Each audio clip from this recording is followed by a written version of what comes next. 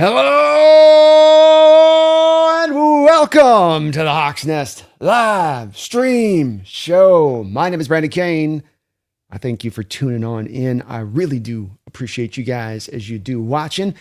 And boy, we got a week coming up here a couple of days from now where it's going to get a little lively in downtown Seattle. You're going to see this local, normally mild-mannered type of feeling you get from the Pacific Northwest. It's going to be turned around quite a bit this upcoming Sunday. I'm already feeling it from the 12s, feeling it from my fellow Seahawks fans, that there's going to be a little bit of a different little extra just gear to this one. Yeah, it's playoffs. Yeah, you're number one seed. Yeah, you got Super Bowl hopes. But it's also the San Francisco 49ers. The damn dirty Niners. That as well. It all intermixing together into one, making this just for a spectacular football watching. I know that you are already amped up, tuned up, ready to go, as am I. Here we're going to be doing our Seahawks Weekly Roundup. This is our chance to just catch a little bit on some items and things that are going on with the team that might have slipped between the cracks. But then as well today, we're going to be looking at some secret advantages, things that I don't think people are talking about as much in this matchup. And not that they should be talked about as forefront things for why the Seahawks are going to go get the win, but as much of this is what you add on to what we know going into this game from the advantages that they would be talking about. The injury situation, how well we're playing at this time of year, where that Niner defense is at, just all of it all across the board, including the home field advantage, things they will speak of in that manner. Seahawks running game. This is going to be stuff that's a little bit more maybe beneath the waves, if you will, that you have to kind of look a little bit deeper on to see. But I do think we'll carry some weight in this game, especially for some ways that people are thinking that may be disadvantages, let's say, to the Seahawks coming into this one. But let's lead this off, and we aren't going to have any segments. Of course, we got no real footage here in the games to cut up in this week, so this will be just mainly just us discussing, having some open chat and all that good stuff. First and foremost, your Seattle Seahawks right now are being looked at, indeed they are, as the team with the highest chance to both make and win the Super Bowl as it stands right now. So make of this what you will. Athletic posted this out. They ran a bunch of simulations, the nerds got in the offices with their white lab coats, and they were running a test over here and running the test over there and running an AI attribute program, and this is what they spit out. So this ain't me saying this. This is the computers are saying this. This is Skynet saying this. Discount it at your own it's your own loss, Yeah. But beautiful to see Seahawks up front. It's been a great underdog story for us being in that role, but this is also us earning this number one spot by how good this team's playing. I think that there's been coming a little bit of an overstating from those outside of Seattle on this one. Now, here's a narrative that you've seen kind of rising up a bit here over the last week, being that somehow the pressure's on Seattle. Pressure's on Seattle. If you don't do it now, it all collapses. Like, why? Just because you're number one seed. Yeah, but we're third youngest roster in football. What are you talking about pressure? Ain't no pressure. They know how good they are. We're going to play our ass off and let the chips fall where they may. Listen to the players talk. That's literally what's coming out of their mouth. Like, it's about us, about what we do. Trust in what we've done coming here. You get no feeling of real pressure outside of just kind of something maybe people want there to be. Injury situation-wise, some interesting developments on this front. From the Niner perspective, they are going to be down J.R. Brown. Marquise Siegel will take over. If you were to listen to 49er fans, they tell you that he's actually better. He's better than our starter, He probably should be starting. Maybe we'll see on that one. Luke Gifford did not participate as well. J.R. Brown will be out with that hamstring.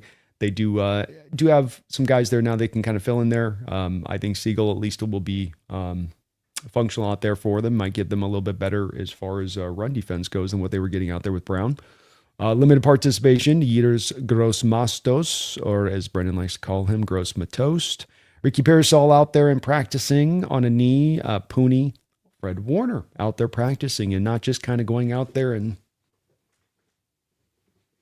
he's going hard. It's going fast. Niner fans feel convinced right now at this hour that he is indeed going to play. And does that mean we get 100% of the snaps? Does he come out as just a sub defender? We'll see. But there's a lot of belief right now that he is going to play in this game. Keon White was limited as well. Trent Williams with a hamstring, still not 100% there, no doubt about that. And D. Winters with his ankle inside linebacker position beyond Fred Warner's a little dicey, though. Eric Kendricks and Waller and how they played last week, of course, and we'll get to that in a second here, was a big part of the Niner fans feeling a lot better about that linebacker position versus at the end of the game a couple weeks ago when Bethune went down and Winters went down. It was like, oh boy, this is getting very lean.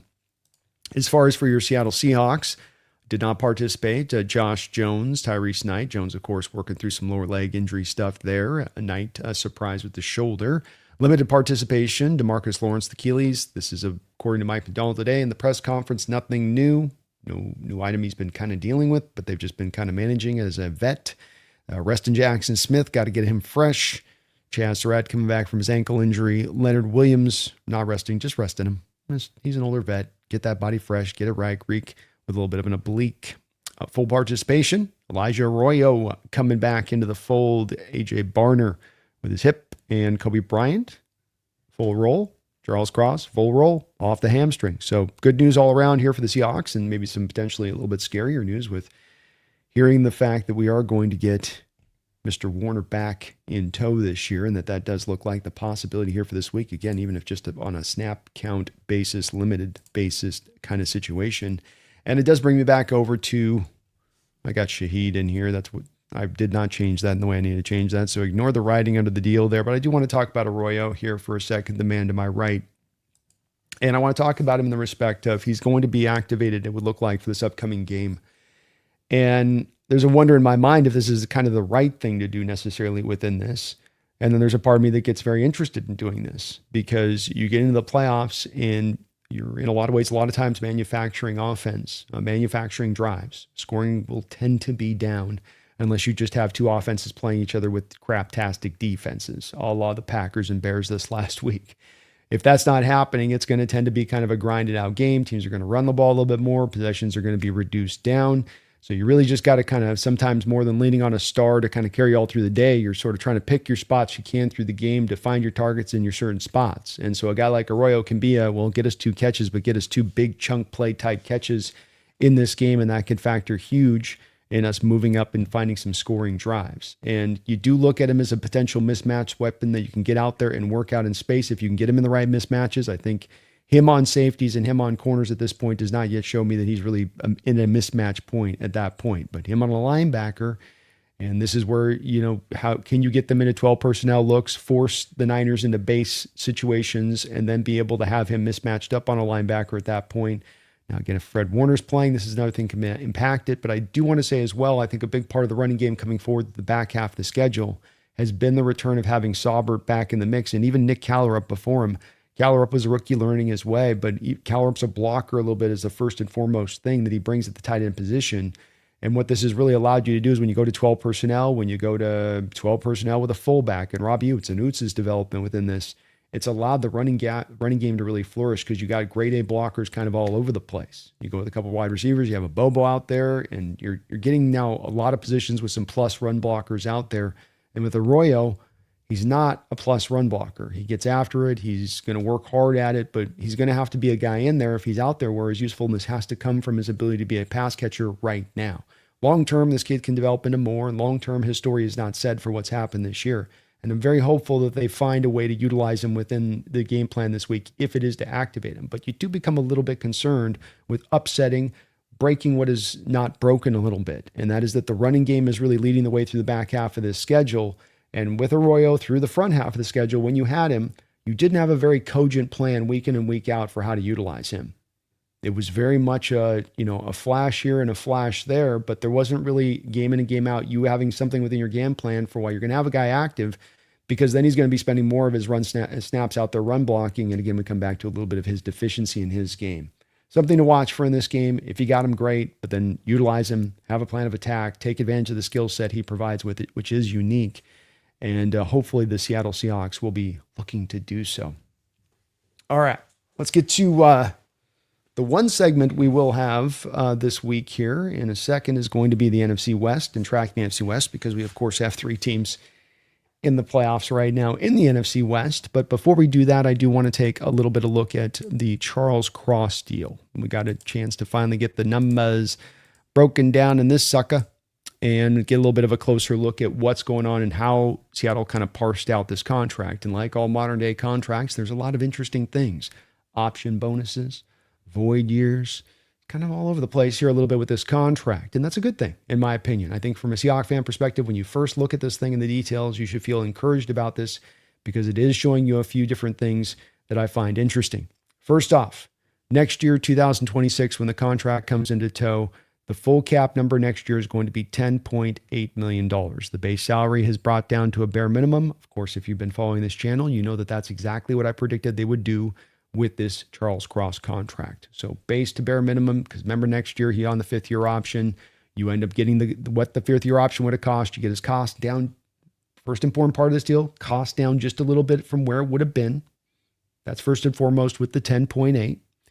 And then what you also will notice with this on the back end of the deal is just two $1.6 million void year deals put into the back end of it. So if there was some worry and concern perhaps that Jody Allen is going to be hesitant on putting any of that void money or stuff out there, because it's really, there's owners now where there's a line you can kind of draw between two camps on this.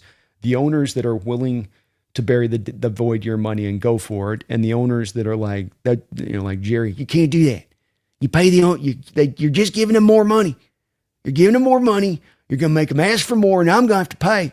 That's one less billion in my pocket. It's not the cowboy way. It's not American way. No void year in Dallas. And so it's a big, big, significant advantage if you are one of those teams that is using this. Now, Seattle has not gone hog wild in recent years, but Seattle has also not necessarily been in a position of saying, well, we know now truly we're in a place of being ready to go for it, that here we are. We're set up. Here's the time, because that's when you want the teams to start pulling this lever. Now, the Eagles have gone completely madhouse crazy with this and taken it overboard. I don't think you want to go to that degree of things, but you do want to try to pepper it in as you can and not take one advantage off the table, potentially in Jody's case, because you could be worried about how void year money would look in 2032 for a new owner and making the club a little less attractive to buy it, or that you ideally want to give the new prospective owner his free run at what he wants to do with that cap when he inherits it. So her not showing worriness towards that and being willing to let John go, it's not a full on he's bearing 5 years here. You wouldn't want him to put up to me 5 or 10 million at this point, but start utilizing that method here and there as you can. And even just a little bit here and a little bit there, it can add up over the course of some of these contracts. And as you look through the rest of his contract, 2027 cap hit going to $23 million.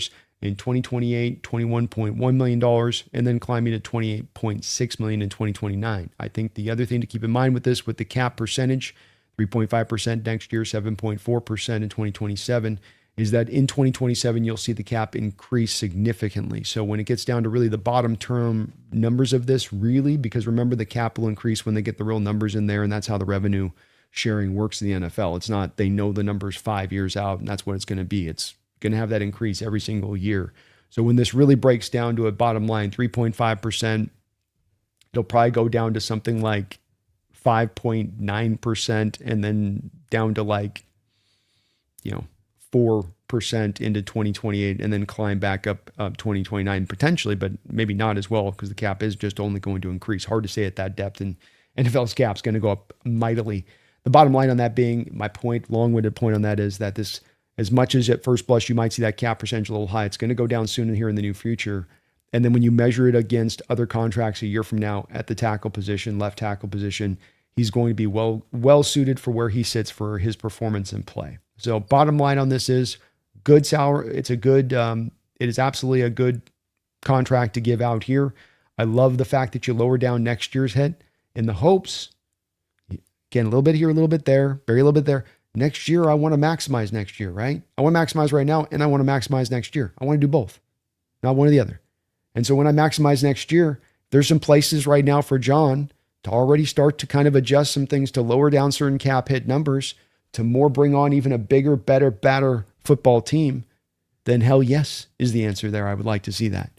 And so lowering down this first cap hit, love to see that. The willingness to use void years, love to see that.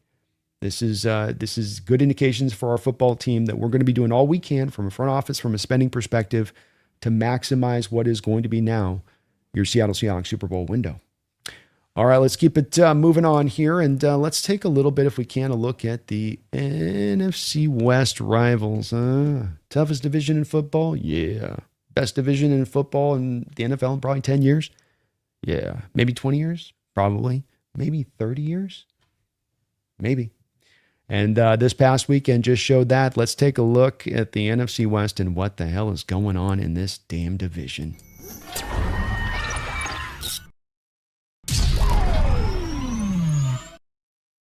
They don't go away. They just don't go away. You can't put this division out. We thought we took care of business in the regular season. We thought we slayed the dragon. They fell down to the floor. They started bleeding out. And then some regeneration process happened. I don't know what happened. I've been calling the 49ers the freaking zombie squad all year. I was joking last night on my roundtable. It's like, all year you've been watching an ear fall off, a nose fall off. Oh, look, they just lost fingers. And now it's resorted to a Monty Python sketch. Or the Knights chopped off one guy's leg, chopped off another guy's arm, and the guy's sitting there hobbling along, and he's like, come on, then, come on. And the guy's like, I've got you. What the hell? It's a flesh wound. Just a flesh wound. Come on, come on. What are you, scared? He's like, hack off another arm. The guy's still just, then he's on the ground. He's like, I'll kick you with my leg. I'll kick you with my leg. Feels a little bit like that at this point. But nonetheless, it shows how good this division not only is, how good the coaching is, and how much that's not going away anytime soon. As we look at this past weekend, which was so, I'm sure, as much as I got to enjoy it, I know you absolutely all enjoyed getting to sit back, put your hand behind your head, and just take it in, right? Just take it in. We got first up, the Rams were able to take down the Panthers. Got a little tight for comfort for the Rams, but hey, they pulled it off.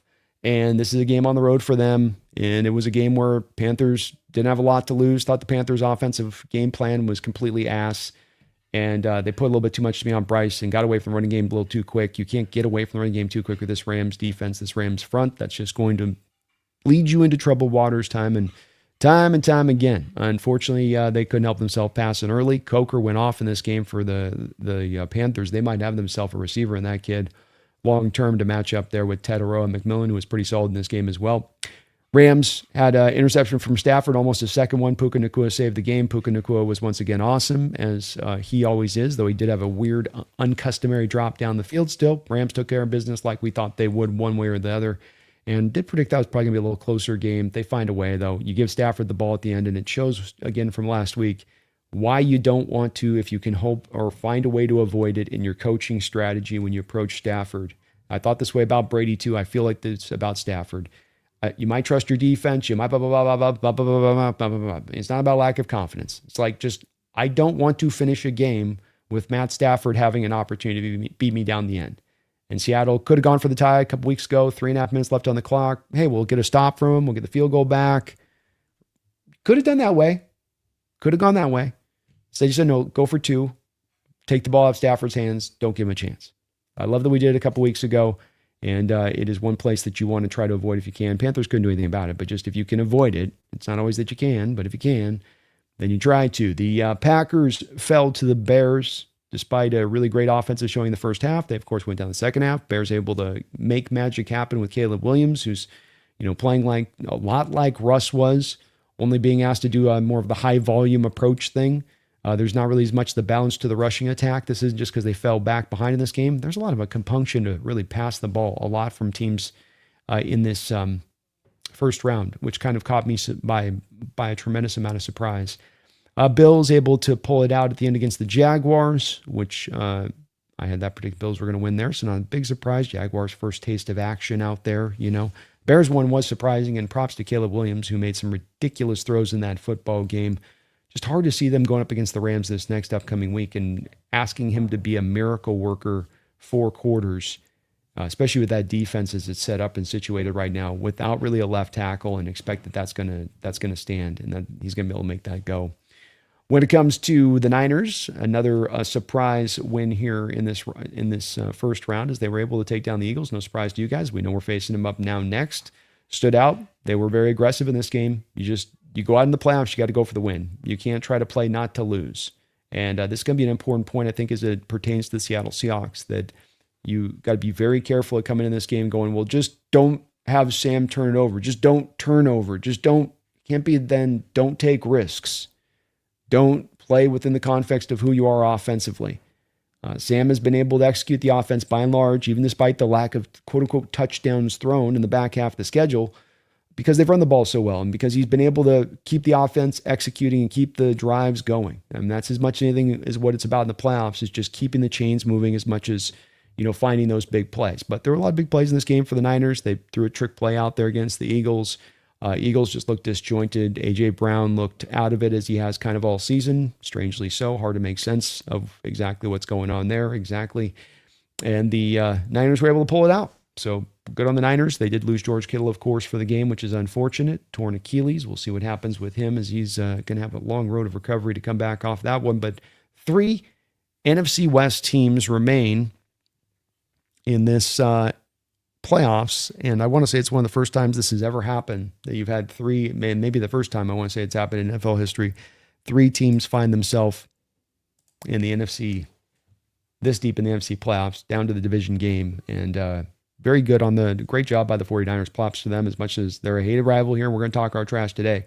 You got to give them a tip of the cap for going into Philadelphia, a hellacious environment with that roster. You got backup linebackers, guys you just signed off the street starting for you there. You got Trent Williams coming out on that hamstring that is not 100%. He's just laying it on the line. And, that spirit of perseverance is one where Seahawks team I don't think they're taking them lightly. I don't think that they're not going to come in this game fully turned up as far as intensity, but you better match it, because they're going to bring that every week. They've shown that this year. It's a requirement if you want to beat this team, that you got to match that intensity level. And if you don't, they'll stay on you. They'll stay at you all day. Doesn't matter whether it's pretty or not. They're going to get it done.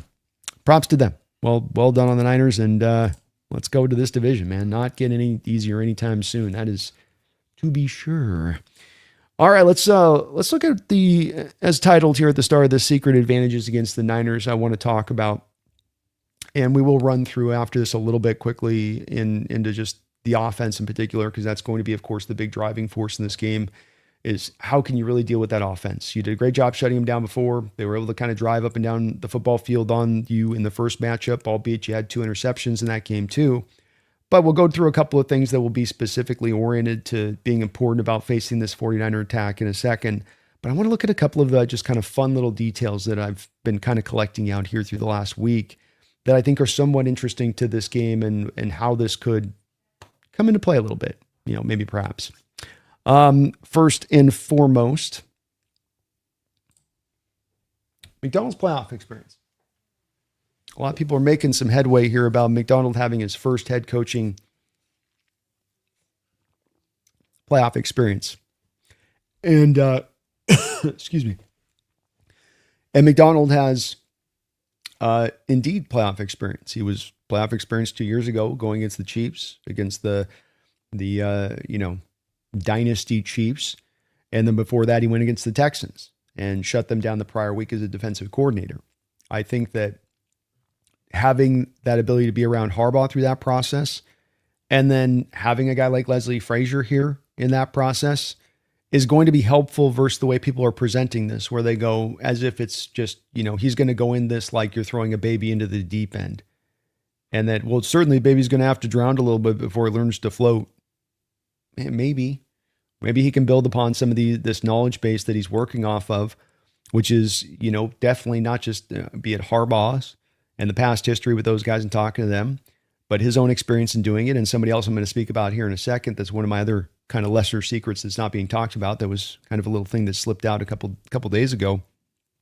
But I think Mike's going to be more than well prepared to enter in this playoffs and be much better prepared, as he has been as younger head coach, than most any guy walking into this. And I think that this is a place that you heard the criticism, for instance, to the Jacksonville Jaguars coming out of the game against the Buffalo Bills, and a guy in Liam Cohen who's having his real first playoff experience there, and that he gets away from the running game. And I think that a big part of what you got to look about in this year from the Seahawks and what they want to do from Mike's perspective towards the offense is he's not trying to necessarily hyper control the offense and be leering over the top of it, as he's like, run the ball. But he's just running the ball has got to be a mandate. It's got to be something that you're committed to doing. And it's not something that you just begin halfway into the season. It's something that you're, sort of chipping away at. And that's the reason being is that he understands that this is not only a brand of football that works for if you have a great defense and a great special teams. All of this interrelation that they've had to these 3 phases is also a brand of football that works phenomenally throughout football history, through any decade, through various decades of hyper run centric nature to hyper pass centric nature to everything in between. It is always a manner that will work in the playoffs for a variety of different reasons. For a variety, from a toughness reason, from a helping you down the pathway to winning at the line of scrimmage, which winning the trench war in the playoffs. I don't have to sell you guys on that. I shouldn't have to sell you guys on that, on how important that part is. It all interworks together. But I think that people want to talk about this thing, much like I would say the pressure, the quote unquote pressure argument that's being portrayed out there by some, in a similar way to Mike, where I would say, I think he's going to have a little bit more experience on this than we're thinking. And don't undersell Leslie Frazier. And don't undersell as well this little nugget that dropped this week as well. Shout out to Blogger for asking a great question on this one. Love, we got a bite on this one that I thought was great. Let me play you something really quick and see what you guys think of this one. Okay. He was asked about relationship potentially with Mike Holmgren. Coach Holmgren and I, we talk regularly, and maybe not regularly, but often. And he's been a great resource. But he's just been very, very, very supportive throughout the whole thing. It's kind of a pinch yourself type thing that you get a relationship with Mike Holmgren. It's pretty cool. So this is a development that can't be undersold in this process that I'm trying to build this argument to, and him being just fine with walking in with the experience he is. He not only gets in Mike Holmgren, a legend, Hall of Fame head coach, a guy that got at 2 different stops, 2 different teams to the Super Bowl, a guy that is a very, I think, has a lot of cerebral nature to how he operates in Mike and thinks intuitively about what he does and has done, a guy that's been through all those ups and downs, but then this part as well. Understanding specifically impact to Seattle teams, to Seattle football teams that they go into the playoffs, and what you got to be aware of going into the stadium and things that can come up and things that you may not be thinking about and this new thing that can happen this way. And what I encountered with that could be something like, well, this time of year in the gonna make it hard to catch some of those balls in the shorter passes that I wanted to run in my West Coast offense. And just a little thing I want to get across to there. So you probably want to really lean a little bit more in the run game in there, because the elements in that stadium, just little things like that he can help them along with the big picture stuff of preparing the team, how to prepare the team for how they're going about it this week. I think the fact that it is just number one, it's cool on the surface of it, right? This is what you want. You want the lineage there. I love this about the Legion of Boom guys being in there, and that this is part of it. This is part of you being here and getting to greatness, getting close to greatness as Holmgren did, and that you're part of now this process within. You're part of this building thing within it. You think about these little elements that come in. Cam Chancellor and a Nicky Manwari's here. A Cliff Averill down there talking to some pass rushers about a little technique they can kind of employ to help here. These little things that can help along. That again, these are small secrets in many ways, but little things that can help out as you start to build up all that stuff to trying to get to the place of winning these kind of games, to getting ahead of the curve, if you will, as it is with Mike McDonald. But I thought it was so very cool that we have Mike in his ear as a force like that. And I think that Mike serving in that role, awesome on him to do so as well, because you go and get the Super Bowl, and whatever little advice you can give, whatever little relation you can have, you're going to have something there that pearls and understand that can only be hard earned by a Hawk head coach being in the playoffs, or a guy that's been in playoffs for so many years and so many different spots, and learning inherent truths with that many times and being in that position that you can refine on down to a head coach. This is a lot like when you have a player who's a young player coming in, who's got to learn the game, and he's dynamically talented, and having that vet then on the staff who's also really a really good teacher, but also embraces, I'll help this kid out. It's not like, well, I see you as a challenge to my job. I don't want to help you out. Yeah, whatever. I mean, you got to beat me out for this. Learn it on your own. You figure it out. I had to figure it out. Instead, they go, let me help out the next generation behind me a little bit. And I don't think all coaching staffs have this at their leisure a little bit with that. But very cool that Mike does. And Holmgren's perspective is no doubt going to help. He's going to give him some savory stuff. I'm sure he has already on how to have this team ready. For in this stadium. And I thought that was just a very cool little nugget there that I thought got dropped out. Here's one for you. I looked through the first round of the playoffs to my point about running the football, and I found that every team that won in the first round of the NFL playoffs ran the ball with 25 more or more times, 25 rushing attempts or more. And that every team that lost in the first round had less than 25 attempts, with the exception of the Philadelphia Eagles. And that got me to thinking, and I went back and I looked at the Seattle Seahawks games this year, and every single game. And there are only 2 games this season where the Seattle Seahawks had less than 25 rushing attempts. And one of those games, it was 24. This is where we come back to this brand of football in the playoffs versus regular season brand of football, how it changes, how offensive coaches will change just in certain, maybe not major ways, but you'll just kind of feel a general shift than what you get in the regular season. And so you get a team out there that's going to try to shift in that way, and maybe they're a regular season team that wants to throw a lot, right? Well, we can run. We like to run too, but you really want to pass, right? Well, yeah, we want to pass, but you can run, but you really want to. We're a team that's committed as much to running and hammering away. You look at that Niner game a couple weeks ago, beyond being a great result, and you beat down the Niners, and that's our blueprint. 200 yards rushing, 200 yards passing. That's called the dub in the Pacific Northwest.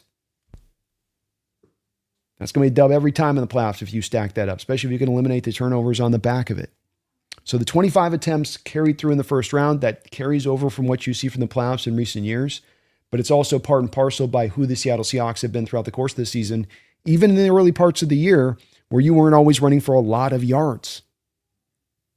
It wasn't always like, oh, it's just been great from grade A from 1 on this. You've stated the commitment of the thing, almost like Mike's kind of aware of the fact that if we can get to having a team into the playoffs that can post and rush to this success, it's going to mean a couple other things. It's going to mean successful drives. It's going to mean moving the chains. It's going to mean probably controlling the clock. It's going to mean protecting the defense. Some cascading benefits that go on down the line from it. 25 rushing attempts. That is the magical number here this upcoming week. Mac has a handle on Brock. I'm going to try to post some of these stats tomorrow on the B&B show when I'm talking this over with Brendan. But we do a little bit of the ultimate preview here for this upcoming matchup.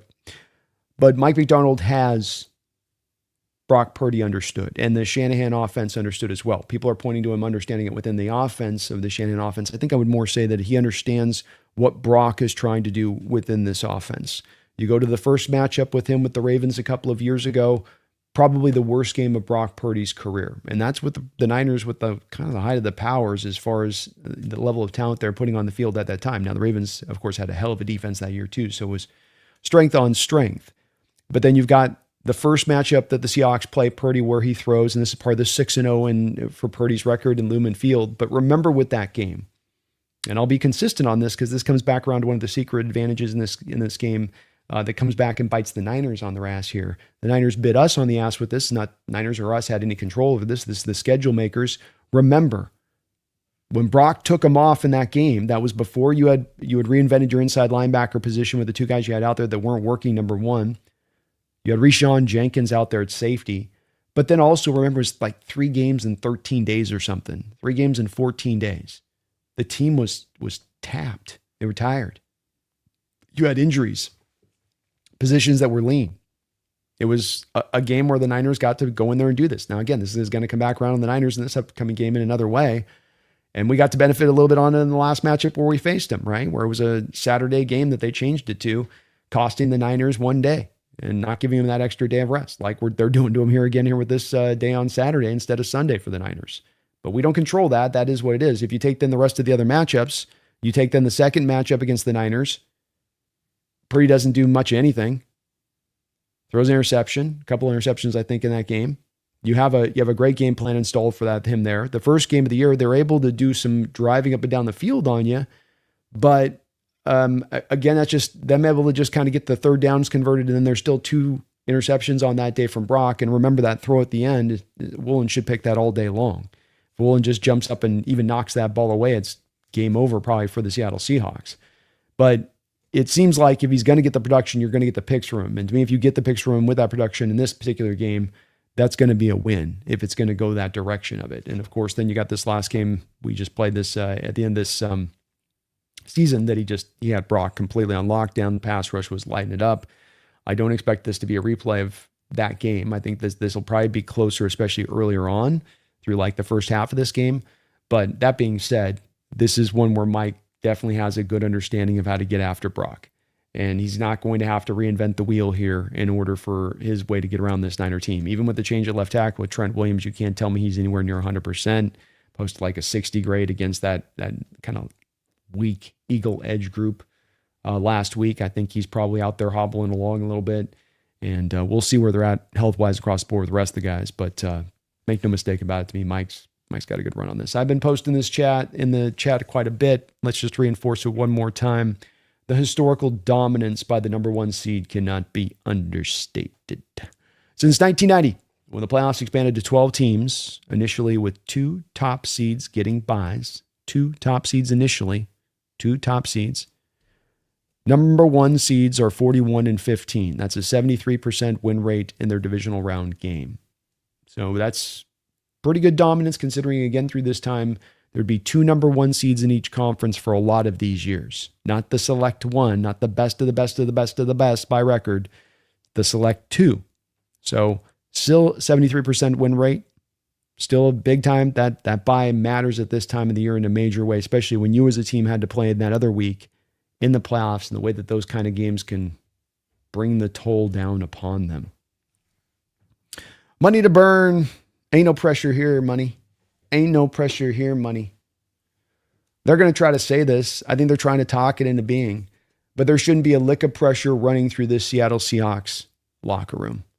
I think they should be trusting exactly like they're saying it. Yeah, they're saying the great words and they're saying the things that you would hope that they would say, but they've walked it like they've talked it all year long with this stuff. Since OTAs, and I've been bringing it up since OTAs because I think it's an important matter, how this team speaks, how they carry themselves, how they go about their manner.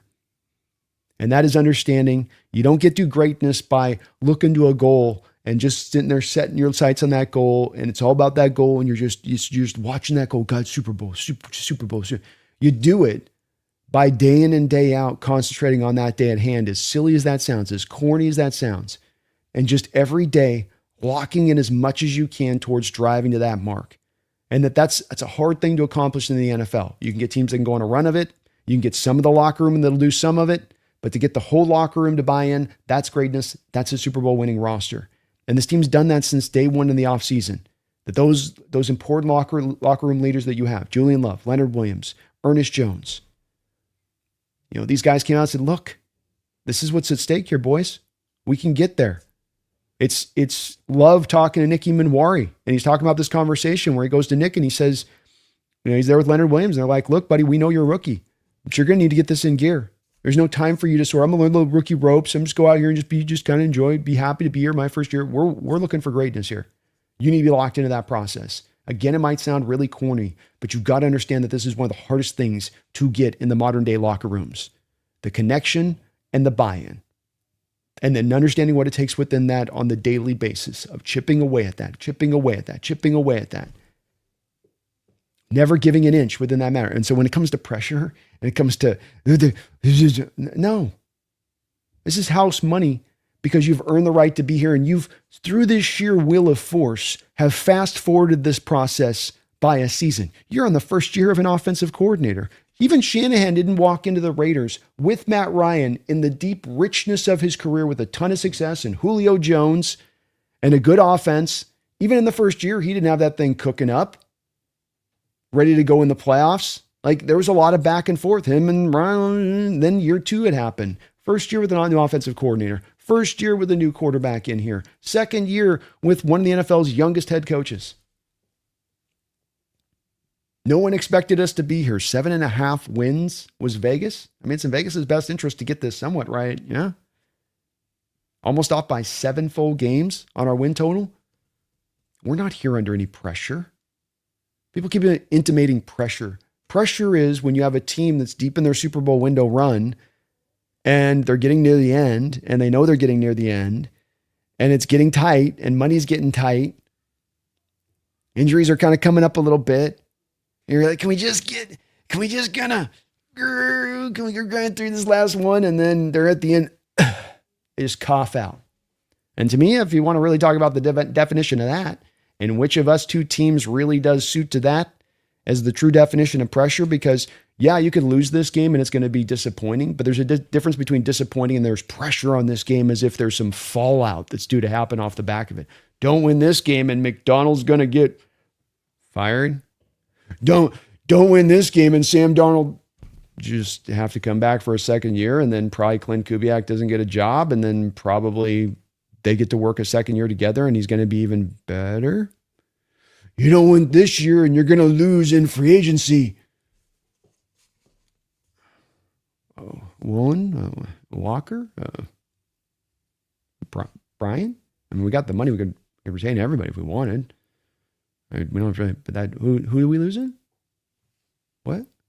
Pressure's like, if this doesn't happen, then it's over kind of feeling. Not, this is just the beginning, brothers and sisters. And let's remember, as I've said one more time to this point, this is 2012. Timeline status, 2012.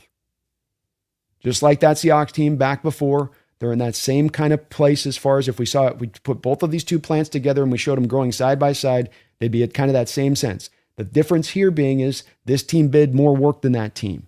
This team didn't allow themselves to fumble the bag during the year at times in order to put themselves in a position to have home field advantage, to have the first round bye, instead of now having to play in the first round and then bounce your happy ass back into Atlanta and try to beat that tough Matt Ryan crew.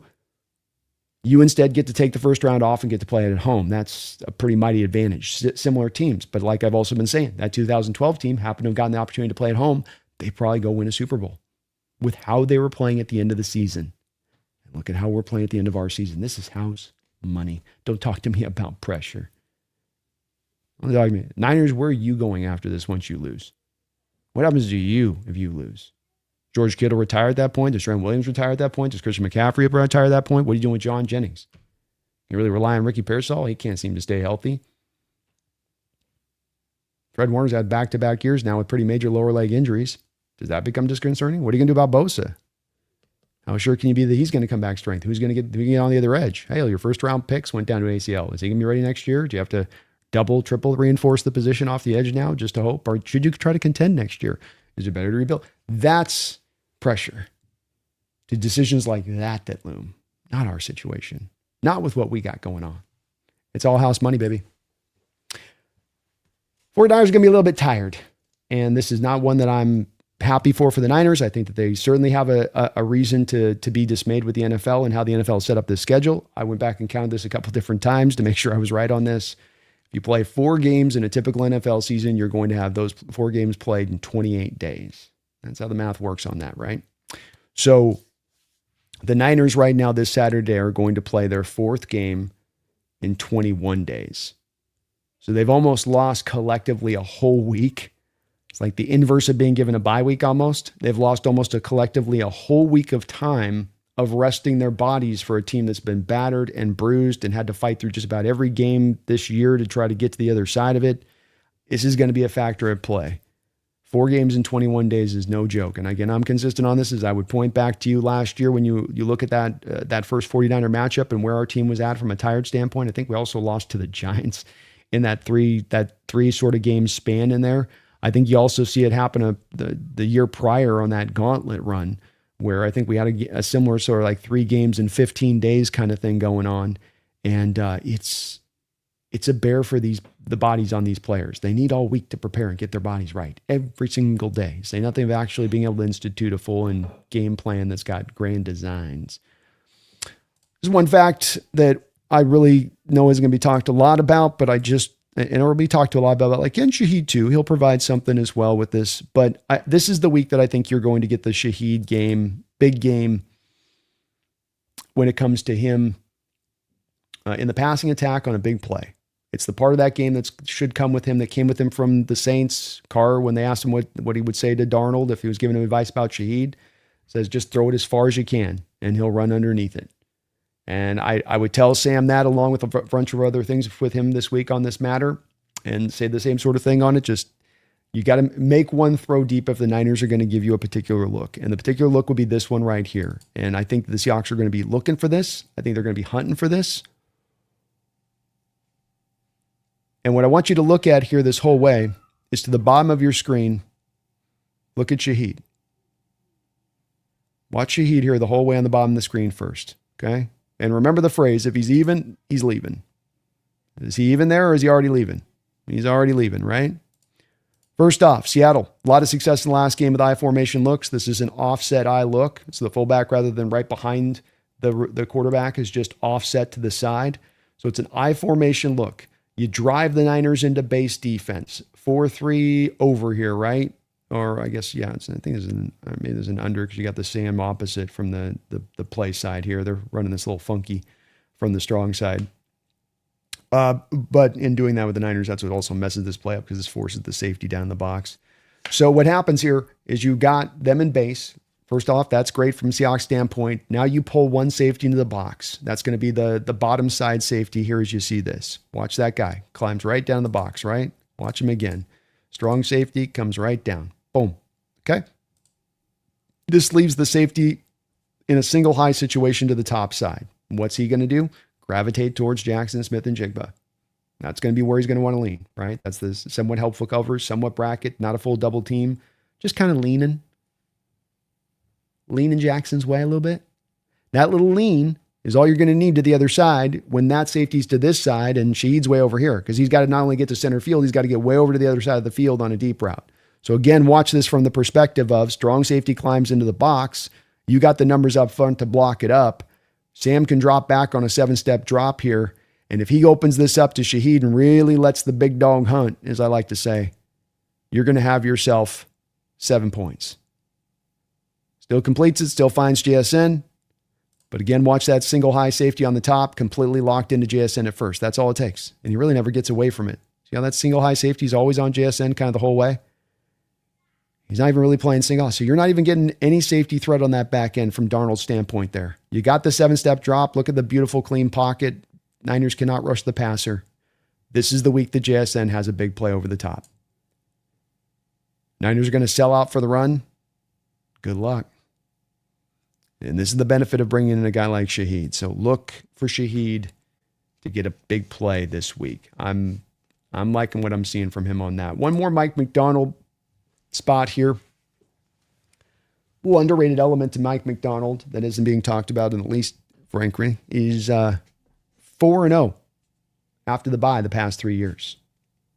And this adds up and makes a lot of sense in the same way that the short week against the Rams and us having some coverage blows and getting really beat up defensively made a lot of sense to that side of it. Reason being is that Mike McDonald wants to run a very intricate defense, intricate style of defense. And that is one where it's going to take a little bit longer to put in individual game plans week to week, understanding as well that individual game plans will change by opponent week to week because they can do so within the complexity of this playbook. And that means that you give him more time to bring in more complexities, to bring in more layers into the game plan, the better he can get about stopping a particular opponent. I think, for instance, if you can get to the Super Bowl and having that Super Bowl bye week, this is also going to be something that would come in very handy for Mike McDonald. He is that type of coach. Our prior coach wasn't necessarily this way, and I'm not saying it's a negative to Carroll. It's just different. There are different styles. It's more about that. There's that. There was Carroll's style, which is we'll play the cover 3. We'll just be who we are, and we're just going to, there wasn't as much of we're going to mold around trying to force our opponent essentially to play left-handed, force our opponent to play to the weaknesses. And that is certainly what I think that Mike is going to try to seek to do here against this Niner team. But you gave him an extra week. Historically speaking, that has not proven to be a very good thing for opponents that are facing Mike McDonald's defenses. We've talked about this, so I won't hammer this one too hard, but we've got the Pope factor. Can't be undersold. 2005, got a new Pope. Seattle Seahawks went to the Super Bowl, won 13 games. 2013, Pope Francis. He's your new one there. Seahawks go to the Super Bowl and win it. And then we've got, Pope Benedict in 05. It was Benedict 05, Francis in 13, and then 25, Pope Leo, the 79th, whatever number that thing means. And Seahawks win 13 games and again get to the Super Bowl. I mean, I'm not saying God's maybe with us a little bit. I would never say blasphemous like that, but it's an interesting thing. Interesting thing with the Pope and the thing and the deal. Last one, and this is for fun. This was interesting because you talk about the Niner fans trying to figure out what the hell's going on with the injury situation. Oh, buddy. So there's a going theory right now that a substation, an electrical substation that is next door to Levi Stadium and the Niner practice facility, which you'll notice you have Niner Stadium, and then you'll notice the practice facility directly next door to the substation here as it's circled in red, that there is a ever-growing theory amongst Niner faithful that somehow the substation is what is leading to the onset of the many injuries that have just plagued the team since they have gone to Levi Stadium. It was not as much of a problem prior and has become a problem now. Now, this is some woo-woo sort of stuff a little bit, right? Like there's not a lot of science to this. It's where they're trying to say, like EMF at this high of a rate impacting people at 24/7, throughout your whole day of your work day, and then like how that'll break things down. I don't know if there's anything to it, but what is interesting about this is that it has reached the mark now where players are even talking about this. So John Feliciano, former 49er, says that this is just a common thing that's talked about in the locker room a lot, and that it's a concern in the locker room, and that it's a legit concern. And then we had in the locker room this last weekend, Demarcus Robinson was being asked about it, I believe, and here's what he cracked. That power plant? No, I'm just playing. I don't know, but yes, that power plant. No, I'm just playing. I don't know, but yes, that power plant. No, I'm just playing. I don't know, but So it's reached a little bit of a point where it's getting talked about a bit. I don't know if there's anything into it, but just one of those little, it's the secret advantages, man. It's those small secret ones, as you were, that can build in on this. But I thought that was pretty funny. It's gaining a lot of steam here a little bit by them as they're starting to try to figure out, and you can't blame them for trying to figure it out. Why are we having so many injuries versus the rest of the NFL this year? And I don't know. Santiago, thank you for the $5 donation, Santiago. Sorry about the delay on getting to the donos here. Just wanted to get through some of those opening points. It says, Brando, please tell me you heard our new Seahawks anthem called The Dark Side by Dre's. We should play it on Saturday. I will, I'll reach out to Dre's if I can find some of his info on that, about utilizing it. I got to be very careful with the old, copywritten stuff. You can get clipped on certain things, and you got to be very, very careful. But I did see it. I reshared it over on my Twitter page, Santiago. And let me try to reach out to Dre's and see if he'll let us just use it a little bit here and there for a little drop, a little bit here and there, and it'd be all right with that, because I'd love to use that. That'd be I thought he killed it, man. It was good, really well done, very well done, man. Defense has got to love that, Santiago, too, man. They got to be hyped up on that. Feed Me. Thank you for the $5 donation. Feed Me. Dude, Kevin Dotson's such a prick. Don't let Jake get mad at you about it. Kevin Dotson saying, what Derek Hall did was intentional. Bull crap, man. Yeah,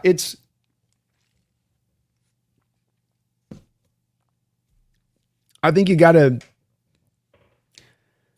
I don't understand it either. I thought to me, it looked like he got injured when he got rolled over on the block beyond anything that Derek Hall did. But Derek Hall's foot's pinned underneath. I've watched the play a ton of times. The right foot's pinned underneath him as he's landed on top of Derek.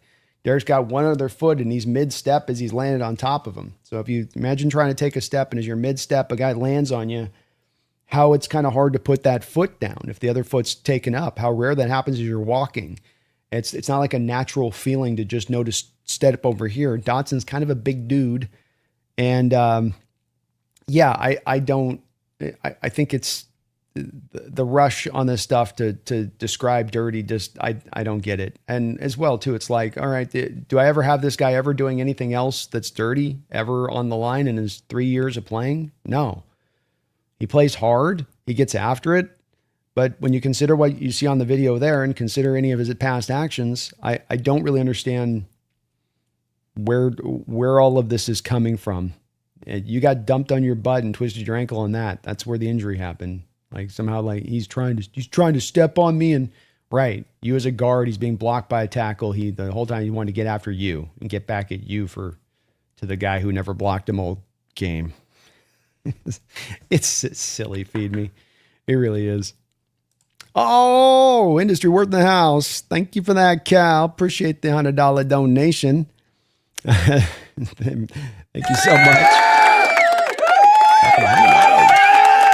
Appreciate you. Hey, B, I care about you. So here's your Zyrtec medicine fund for a while. Oh, thank you for that. And the allergies have been in full swing down here in Southern California. Finally, the last couple of days have been all right. But boy, there's about a week, another 2 weeks here midwinter. It was like, what is going on? I can't get out of the sniffle territory. Not sick, just allergies not stopping, going 100%. Yeah. But thank you for that, Cal. Appreciate you for that. Very, very, very kind of you. I hope you're doing well out there as well. Hanging in there. Thank you. Dogzilla, what extra money do players get during the playoffs? I think that they just get it's a good question. I don't know, actually.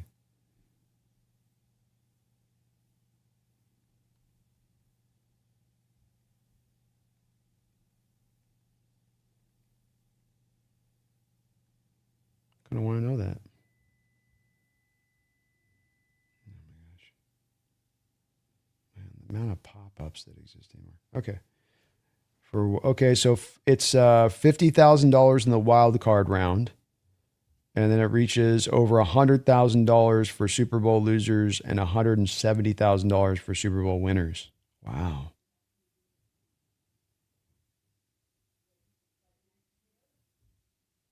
That's kind of substantial.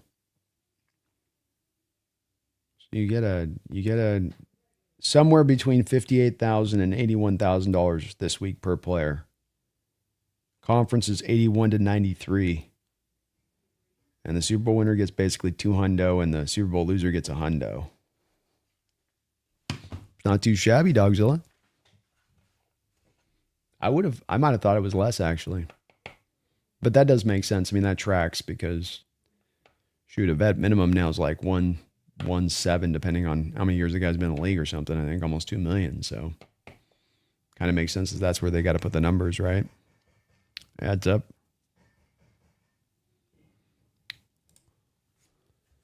Jay Gundy, thank you for the $5 donation, Jay Gundy. Lots of changes in the Ravens. Could that help us in landing Linderbaum? Maybe Mike McDonald has some influence. I certainly think that Mike McDonald and his familiarity with that team would help you a lot in understanding what you got there in Linderbaum and what his potential addition could mean. He's an athletic kid for the center position. I think he work really well with that, and that's certainly one of the requirements you do like within the system. So, if as long as we keep the same system with Kubiak, that would definitely fit there. I don't think the Ravens have necessarily a lot of money this offseason, and they've got some deals that they have to get done in certain places. And then with that as well with the Ravens, you just, miss the playoffs. Do you feel like there's some other major moves that you have to make that you're going to need to get this more in the right place, specifically really helping out that defense a little bit more significantly? I don't know. They've got some tough decisions there that they could kind of go a variety of different ways, Jay Gundy. I mean, they could always come back around and say, well, just about protecting Lamar and making sure first and foremost, we have him ultimately as protected as possible to keep him upright. And then we'll work everything off of there. Like the new regime could do that. And if they did that, then keeping Linderbaum would make the most sense. You could also always just kind of hold on to him and keep him in on the deal. Like you've got club control over the guy. So it's very early to kind of make a prediction on that one. Is kind of my baseline. I wish I could give you something a little bit more certain with it, but I think that it's fluid, including the type of coach that could come in there. And I think it doesn't change it really because it's still just in sort of a less than likely place when you really all boil it down that they're going to let a talent like that walk away. Because you need to be, if you're Baltimore right now, adding good young talent, not letting the good young talent go, even if it's a position that's diminished in its how quote unquote important it is. But thank you, Jay. Appreciate you for the dono. And thank you for all. Cal as well. Appreciate the $100 donation in his worth. You are awesome. Let's check out my people here in the chat. Hope everyone's doing good.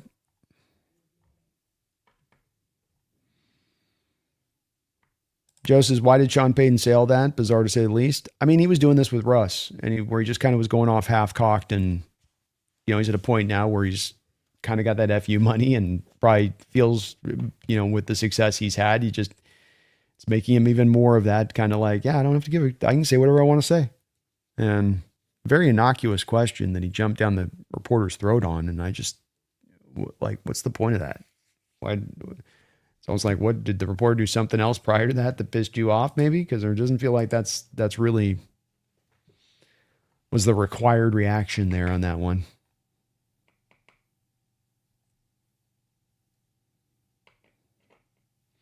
Jack of Trades is kind of ironic that the 7.5 was the over-under on season wins, and we just happen to be favored by 7.5 our first playoff matchup. Yeah, Vegas with a little tip of the hat. Just a little tip of the hat.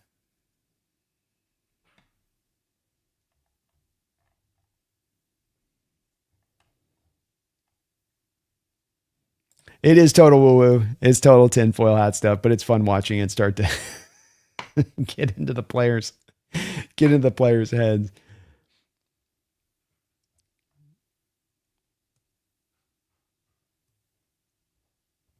Quinn says, I don't think the theory works because Bosa definitely has tinfoil installed in his helmet and he got injured.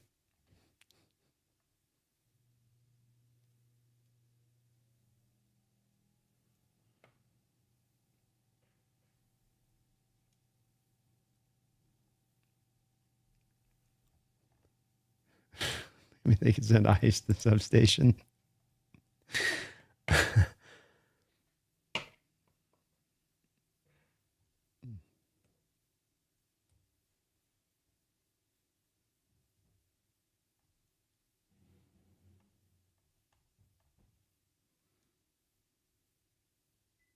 Jordan says, why don't people trust Sam? He has shown he can drive down the field multiple times this season to win the game, even with turnovers, or does that not fit the narrative? I brought it up last night on the round table, and I it's where I've come to with the Darnold thing, where I just think it's just people's opinions are dug in with Sam. And quite frankly, it kind of makes me encouraged when I got to the epiphany of this myself, Jordan, the last few weeks, really. And that's, I'll still argue it, but it's like not going to go as hardly as I did before because you come down to going, oh, look, their opinions are dug in. And that means something as well, that with their opinions dug in, they're not really taking in new information unless it's just such clear, undeniable type of information that finally forces them to pivot. Anything absent that, they're going to stay in that lane, but that also means they're not really looking at things at all. They've kind of developed an opinion. That's where they stand. They're not really, but then again, they're not looking at things. So then how much, weight do you put into when people want to say that? Because it's a lazy narrative. And like you said, we've seen it before. And I brought this up last night where it's like, you guys see it when you need it, when the game's on the line, when I'm like, well, what about the Rams game? What about the 5 times that he's done it here? Yeah. That stuff's, he's got to do it against, playoff winning. He's beat the Jacksonville Jaguars. Well, the early season's something. It constantly becomes this pivot to like the last 8 games and he's thrown for 8 touchdowns. It's like, well, yeah, the last 8 games, how many rushing touchdowns do we have? I mean, Charbonnet's got 12 on the year. Walker's got 5, 6. It's kind of another part of the process too, right? Like we set a scoring record, so we're putting points on the board. Obviously, it's not like our offense got shut down. It's some of these ones though are just they don't go away, and they get old from a narrative standpoint.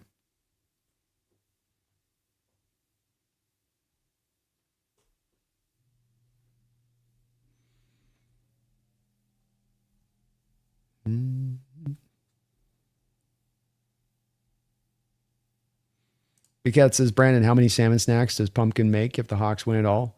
I got to look out for my fellow feline fan. She's going to get a whole salmon. I'm going to go to the store. We're going to grill up a nice salmon for her and let her and Zena just have at it. And I'll film it for you guys. That'll be members only. Yeah. But yeah, she's going to get a nice reward. That's for sure. Just like she gets a reward every time we get the dub.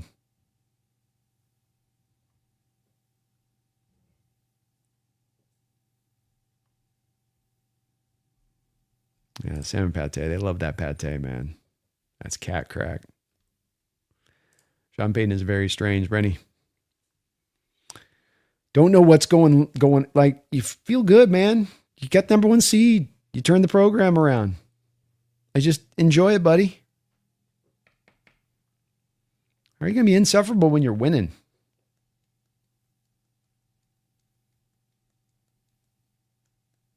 Love him as a coach, but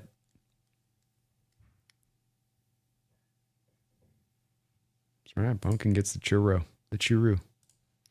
Minsky, hey, Hawksnest, do you think we can win on Saturday, and what do you think the score is going to be? I'm super confident. Maybe I'm overconfident, but Fred Warner might change this a little bit if he's able to play close to a full game. But I think if you're trotting out the same team that the Niners tried out last week, absent you're going to add Ricky Pearsall, I think you win the game 27-13. I think that we're rested. I think we're better. We're playing at home. I think the team's playing their best football at this time of year. The game could go any way. If it comes out of this game and the Niners will win it, I'm not going to be in this like gobsmacked place that everybody says that we should be, being that we then fall to essentially the fifth seed or whatever it is in the NFC. They're division rival. Division games are weird sometimes, and that's just how that can go. But I feel very confident about this game right now. I think you're going to have a great game plan on both sides of the ball. I don't think the Niners have enough personnel answers to counter the things that Mike McDonald has learned that he can do to this offense. I think he has some struggles at times here and there against the McVay offense, but I don't think that's as much the case here against this Niner one. So I'm very confident we're going to take it. I felt like we were going to easily win the last matchup a couple weeks ago as well, though. This team has earned the right for me to feel really confident in them, in my opinion.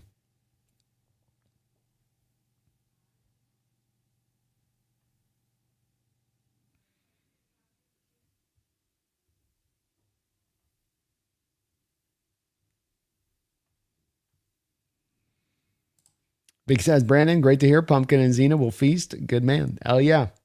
Everybody gets to celebrate. Everybody gets to celebrate on a dub. I'm so ready for the cat stream. I'll get some extra cameras put up. Brian says, Hawksnest, if Jesse has to move the goalpost every time Darnold comes up, he really doesn't have an argument.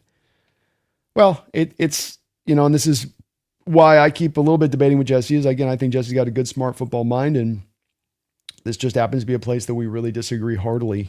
And so I'm trying to bring him over to the right side of it. And I think eventually he will get there, but I think he'll be more in tow to those folks that I talked about on this, that like they're going to dig in their heels on this opinion until there is absolute, unvarnished, impossible to deny. And like, where do you want to be on takes? Do you want to be in a spot where you need that much data to get to a place of recognizing a good player? Or again, back to Don. What my argument on this whole time has been is he's not top 5. I ain't making the argument he's Joe Burrow. I'm saying he's a top 10 quarterback in the sport. And that's where this is all began from, and that is where he solidly finds himself. And that's where he's been. And that's who he is. And a top 10 quarterback with this team, with this defense, with this special teams unit can absolutely go win you a Super Bowl.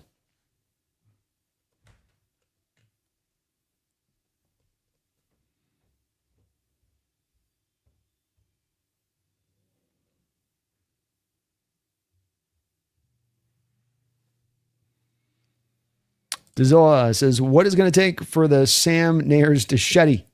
I can see us winning the Super Bowl and the Sam slander still continue. Well, if you won the Super Bowl and it's just him throwing the ball 23 times because the defense is so dominant, the running game is so dominant, and the special teams unit is so dominant, to your point, Dogzilla, Dazilla, you're not going to hear the opinion change.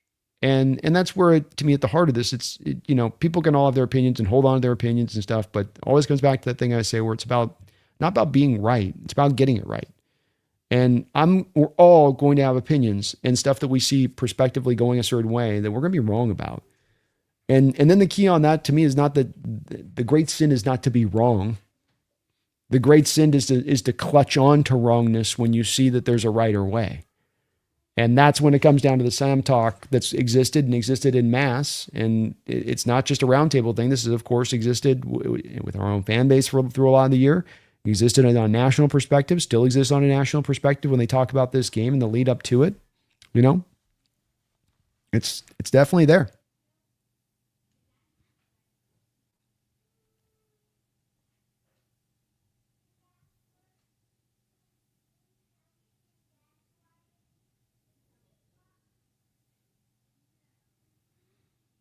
Manny says, would you rather go to the Jets or take a chance next year going somewhere mid-first round with a more competent team? Also still needs to develop.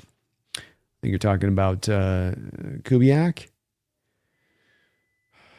I wish it was more. I wish that was more part of the process. I do. You know what I mean? Sorry, one sec.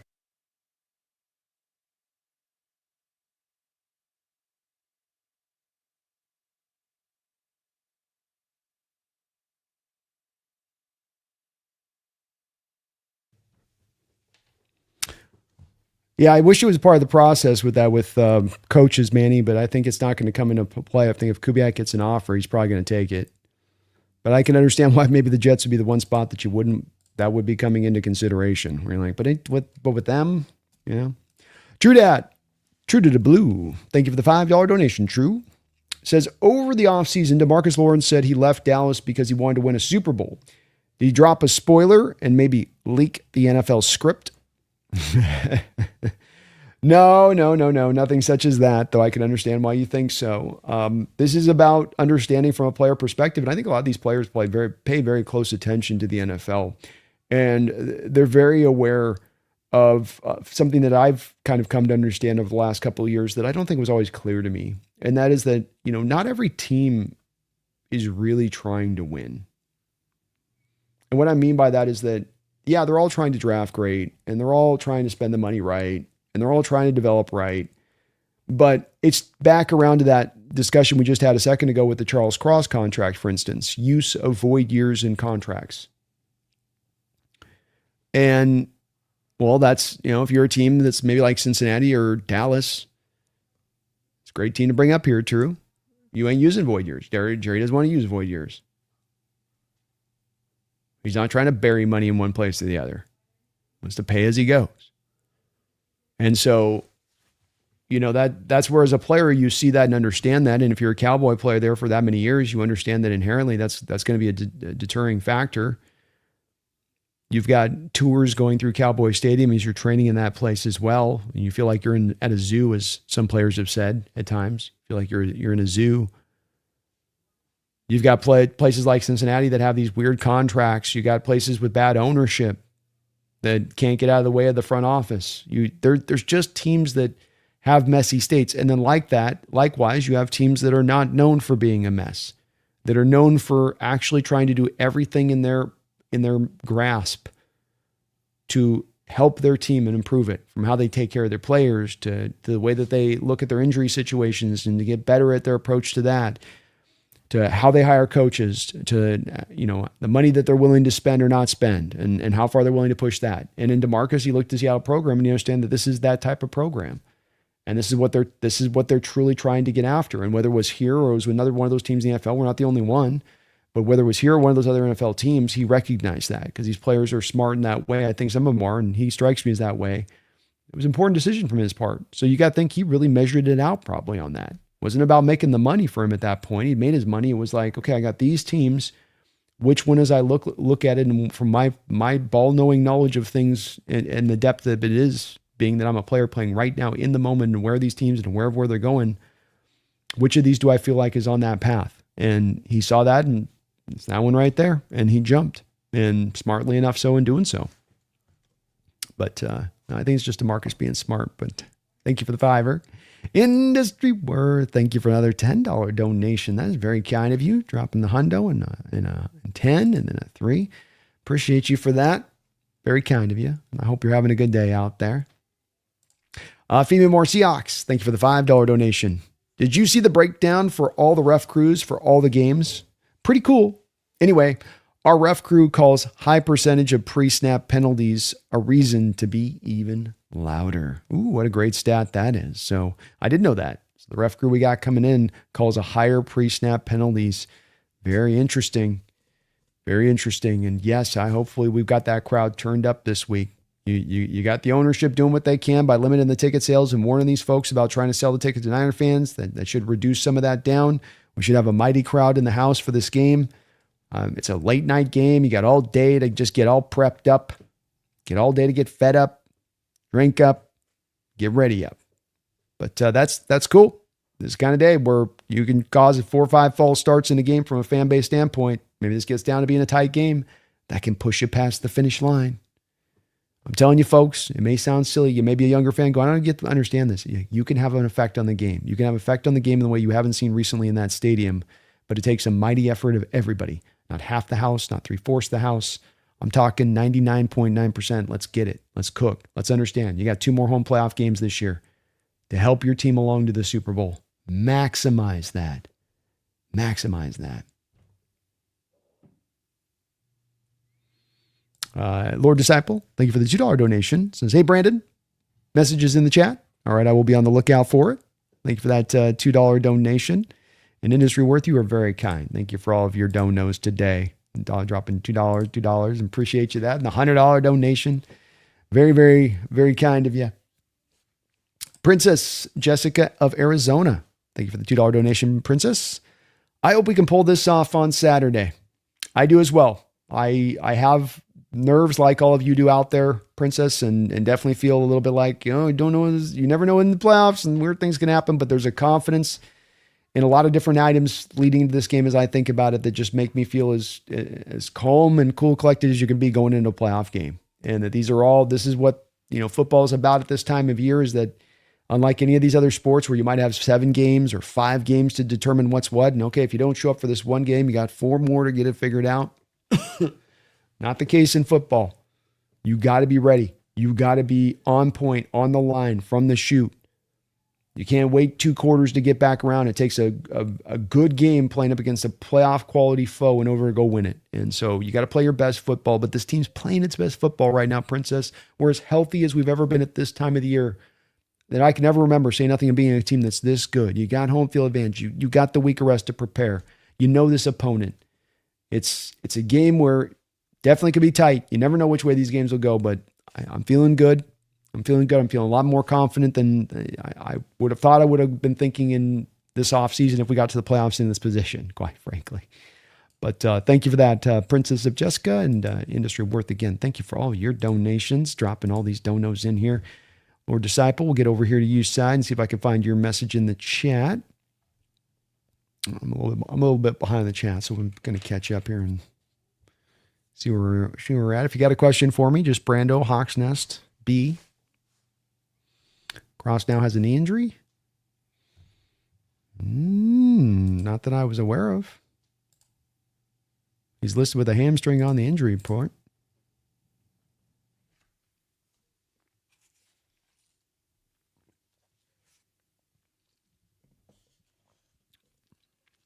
Yeah, Brian, I think Dante Moore going back is a good thing.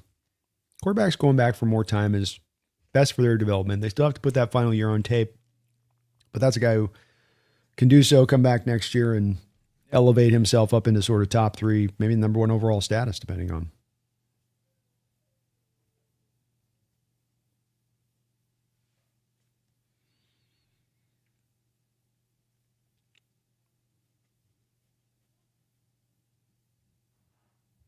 Happy says Kevin Dotson is restarted. He's saying he had no clue D-Hall stepped on him. He found out 2 days later, so that means it didn't actually hurt when D-Hall accidentally stepped on him. What a dramatic pitch.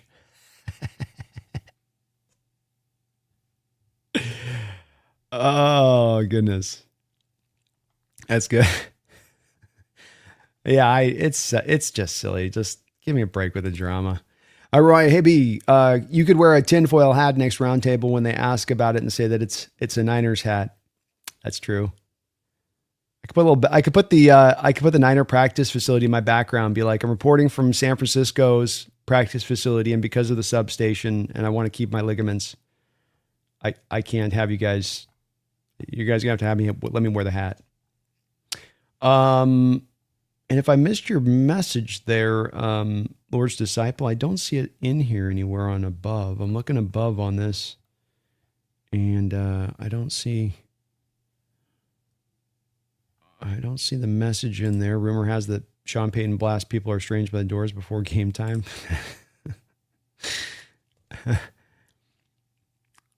So no Druth by the 4th quarter. Well, yes, we're going to get the victory formation with Drew Lock kneel downs. That's my prediction. 27-13. Bold prediction. Ballsy. We saw Chargers or Colton. No, we need to have somebody who's weak in this division we can beat up on. I don't need tough teams every which way, but loose. If you can, Lord Disciple, put your message back in there too if you can. I couldn't find it, my man. But I will. I'll be on the hunt here for your deal. Maybe it's below. Thanks for the dono.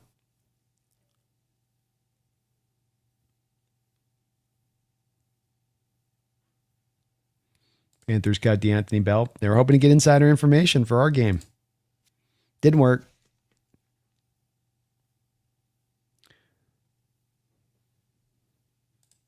And Grenade says, B, Jesse has no organ to sacrifice. I was forgetting to say that to him today. I meant to say it last night when he was talking about how he sacrificed. But like, yeah, you don't have any Oregon team this week.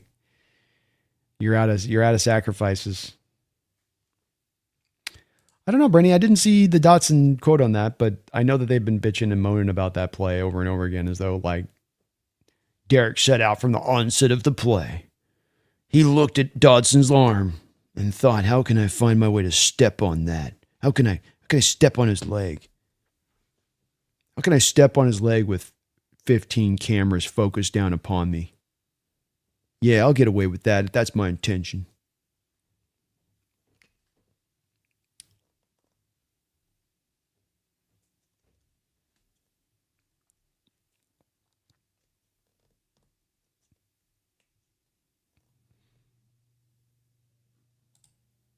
Yeah, Quinn, I still remember that as well.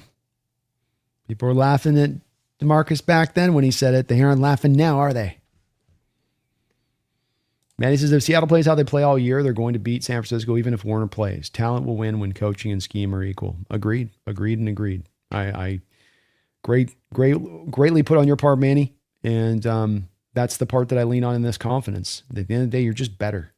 They're not a bad team, but you're just better.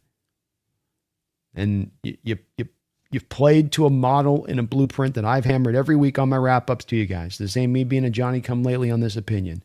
You put a blueprint together that was a playoff blueprint for how to win football games, and you started putting it and mandating it mid-year on. Every single game. So you don't have to step outside yourself. You don't have to elevate. You don't have to become something you weren't in the regular season. You just got to be exactly who you are, who you've been. Robert Coppersmith says, from what I've heard, Kubiak isn't going anywhere. He likes it where he is. I hope you're right there, Robert. Year 2 of a Kubiak experience, all the better. All the better. Your dad says, yeah, people thought Tank Law was washed. Crazy. They did. Crazy like a fox.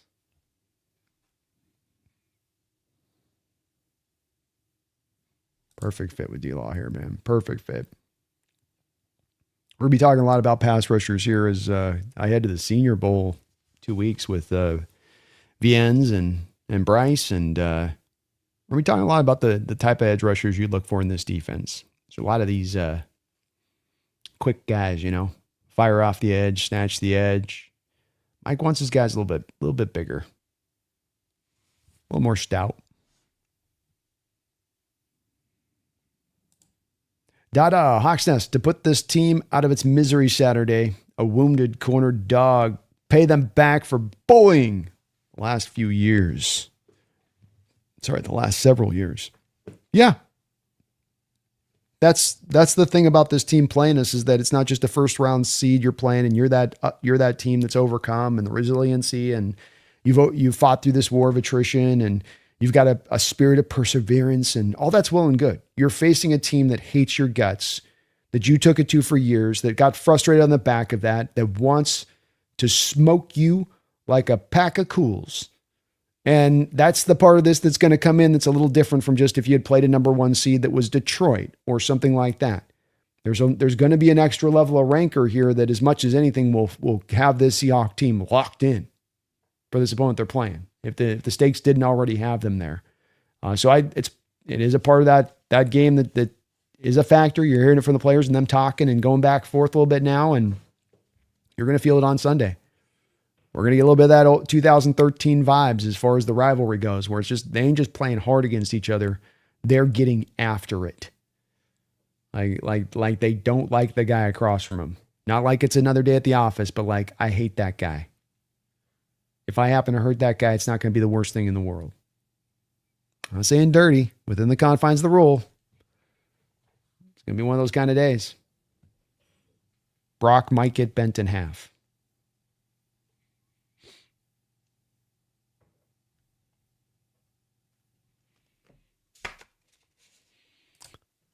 CJ says, maybe with the enhanced fanfare and performance of the Super Bowl, the power plant will go into hyperdrive and attendees will start seizuring and dropping left and right. What's going on in the stadium, folks? We have people collapsing all over the upper and lower levels. More on the lower levels as if there's an intensity coming from below. I think we're going to need to leave the broadcast. By false starts, let's get it. And he says, I want to go to this game, just get people to scream. I've been hounding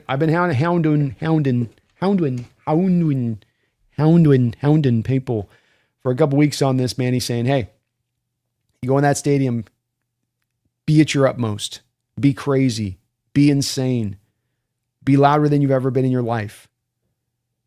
Because I've gone through decades of this. I've seen this team in different states of being. I've seen this team at the lowest of lows. I've seen this team in their infancy. I've seen this team amidst greatness. And it doesn't matter what era I've been in, there is no feeling like when you have the stadium fully engaged and locked in. It is a tangible, there's a reason they called it the 12th man. And for some people's standpoint, this is kitschy. It's okay. Yeah, it's cute. But this was a tangible thing. There's a reason you did it here. I go back to it, folks, and some folks will forget about this. The NFL created a rule. They literally were throwing flags because we got too loud in the Kingdom. And it was affecting offenses to such a great degree. They created a flag. The guy threw a flag. If you're continuing to be loud, we will throw a flag and penalize your defense. Like that was something the official would tell the crowd in the stadium. Think about how crazy that is, that you forced that. And what you've done once, you can do again. What we've done once, we can do again. But it takes everybody in there. Sometimes the spirit in there in recent years hasn't always been all locked in that way. So relock it in if you're in there. You got family or friends going, let them know. Don't just say, hey, be loud. Like, yeah, I got it. I'll be loud. No. Not a, yeah, I got it. No. Be loud. Lord Disciple, Hawks Nest, do you think Shanahan is rushing players back, resting injuries is his doing, his players, and a team is disservice? Well, it does tend to sort of go as a pecking order on this when you're a head coach and you have players in your squad that have done a lot for you and they're quote unquote the stars of your team. They earn a little bit of sway in having a say in the situation. If it's a guy in year 2 or 3, you as a coach can come in there and say, look, I'm holding you out. This isn't right for you. We're going to protect you. When you're in the position they're in right now, and these guys have played a long time and that they've made their paychecks and they've earned the right to be able to come to Shanahan if I'm Fred Warner and say, look, I understand the risks. I understand what you're worried about, but this is what I do. This is who I am. I'm ready to go. I'm better than what you got out there. I can help us win this next Sunday. Let me play. Saturday, let me play. And that I can understand from a Shanahan perspective that when the player comes to him like that and says something like that to him, that he then goes, okay, I'd like to hold you out here. The doctor just told me I probably should hold you out here, but you've earned the right to be able to determine this. And I think if I was a head coach in the same position and a guy like Fred Warner or a guy like George Kittle last week came to me and said the same thing, I'm in the playoffs already. I need as much help as I can get.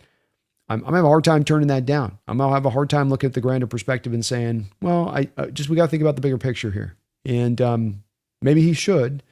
I'll also say that, look, when it comes to Shanahan, it doesn't help that he has had players that he has just completely grinded to dust. Like Deebo Samuel is going to have almost no longevity to his career that's going to be any close to where he was in his prime because Shanahan for a couple of year period there just used him to death.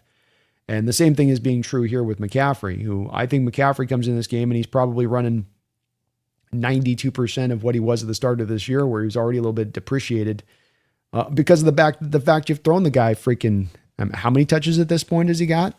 420 in a single season this late into his career.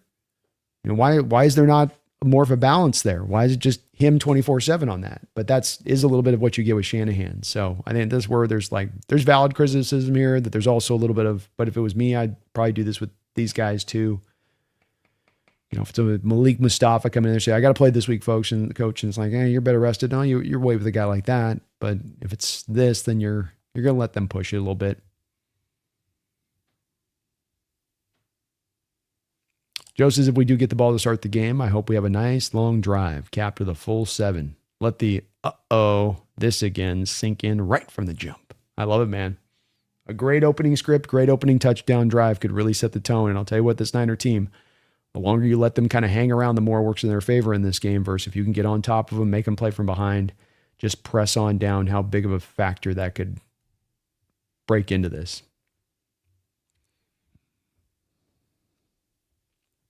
Kevin says, Niner fans trying to talk us and that email from the organization. Meanwhile, they can't fill their own stadium. Yeah, they're out there whining that we're not letting them take over a stadium. Tough. Pound sand. Brenny, I'm not big on Mendoza either. I get that he's a great college quarterback, but I don't see the NFL skill set there necessarily to be a top-end NFL quarterback. We'll see. I've been off on the kid as far as what he's been able to get done this year, even the back half of the year, so I might be off on him in general. I love it, Kendall. Kevin's brimming with confidence. Guys and girls, we're about to watch the beginning of a dynasty take place, he says. I love it. A dynasty. She says, yeah, Cross was downgraded from full participant to limited today. Yikes. That's troublesome. Seahawks Daddy Mendoza being described as a less mobile version of Daniel Jones. That's about right. That's about right.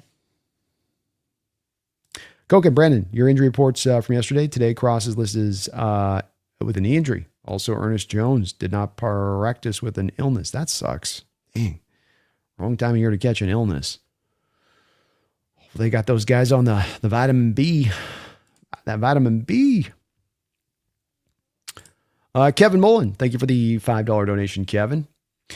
Kyle Shanahan's ding dong was in Guinness Book World Records till the Kevin Shanahan's ding dong was in the Guinness Book of World Records till the librarian yelled to pull it out and close the book.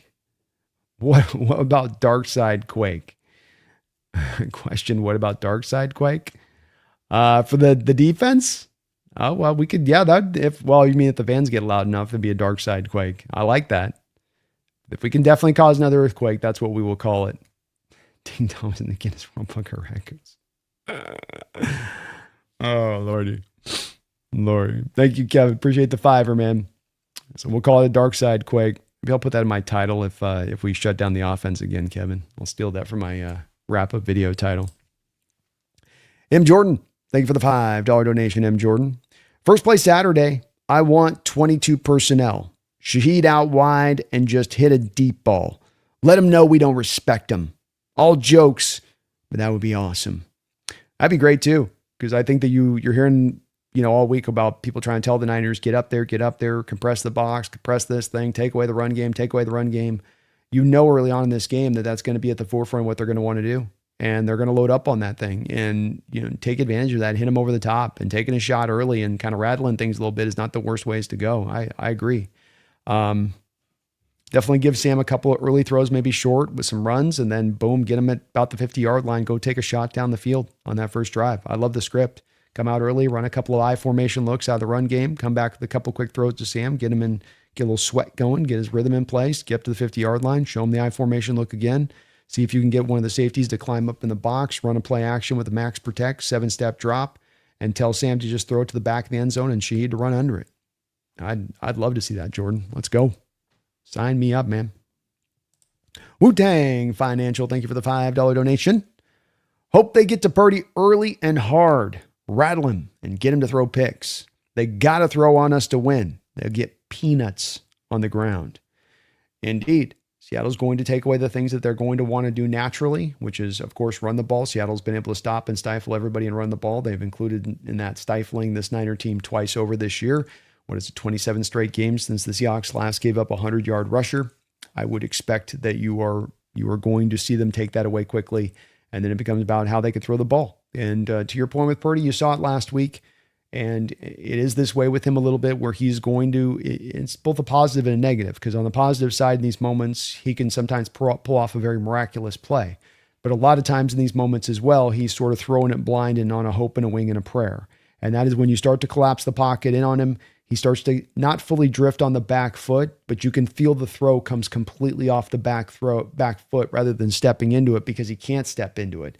And when he is off that back foot and he throws those kind of passes, that's where he's going to tend to throw it up a little bit for guys to get under it. That's where he's not going to have as much velocity on the ball, and it's going to hold up in the air a little bit, and you're going to have an opportunity to undercut that ball and go get the pick. So it is something I'm expecting we're going to be able to do. It is easier said than done at times with this offense, but the one thing is with this as well is that this is an offense with Purdy that holds the ball. I mean, this is the part that doesn't make it necessarily a good matchup for them, is that he's a guy is 27th in the NFL at 2.94 seconds. This offense is at holding the ball. And that, by the way, is a stat that's been, if anything, partly artificially cooked to be even better than it really is in actuality, because Purdy's going to be worse in his time to throw than Mac Jones is going to be, who played a lot of games this year and got that ball out much faster at given moments. So there's definitely, I think it's going to lend itself well with how he holds onto the ball, with how he can deal with that. You're going to get those moments, not every throw, but yeah, you're probably going to get 5-6 throws in there where the pressure's mounting in on him. He's on his back foot. He's trying to kind of throw it and hope he can get to the right place. And look, he can make those throws a lot of times and land it. And he can get those things into the breadbasket when you don't think he's really got an angle sometimes. Certainly did in that Eagle game last week in a few of those moments, but had a couple picks in addition to that, had a few picks as well. Princess Jessica, thank you for another $2 donation, Jessica. Do you think Kubiak is going to stick around for us? I have just a hard time of seeing it, but it's not as much of that I think that he's ready, or it's the timing is right, or time, let's go jump. I think it's just that there's so many teams available and there's so few really good candidates available that you end up kind of picking through the lesser, and you're not lesser in Kubiak, but just that if you're a guy that's got some things now you bring, like offensive Benton, the lineage of your father as a head coach. On the surface of this, as I look at it, I think that's enough to win out for one. It just takes one team. And we really only are going to have here Harbaugh, Stefanski.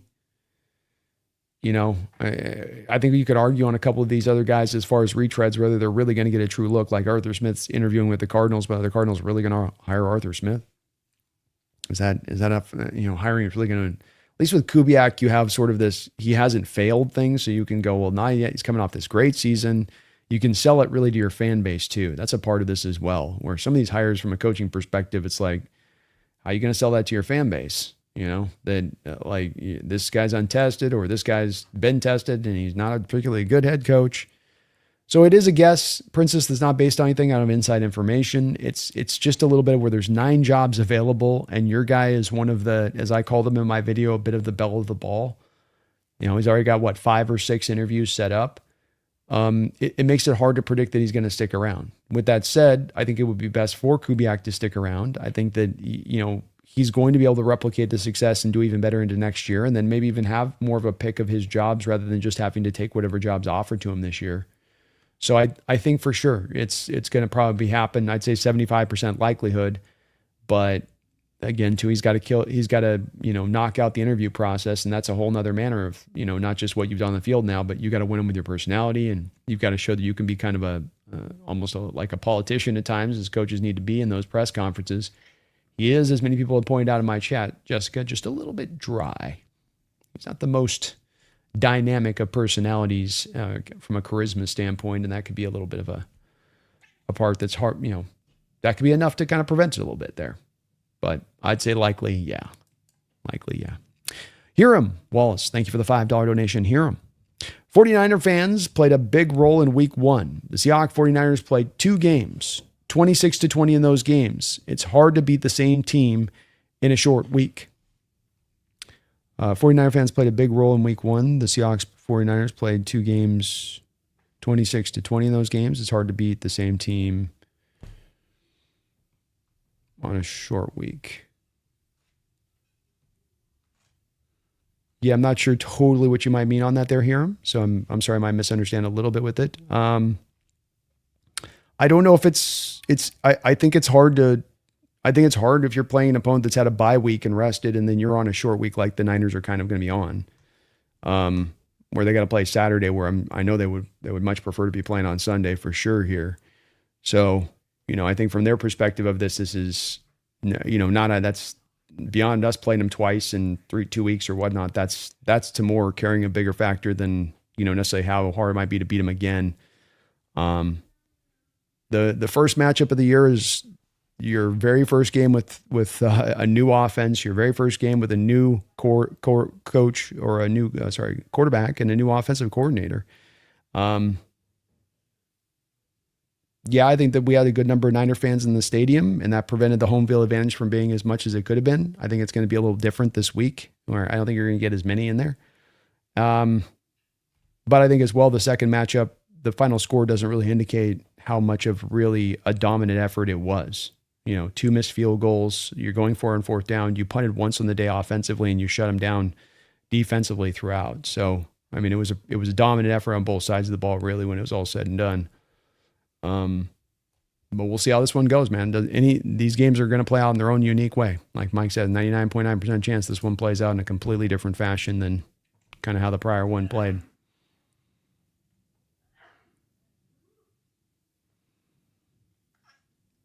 I don't know how Cross gets a knee injury in practice field. This team has more injuries on a practice field than they do on games.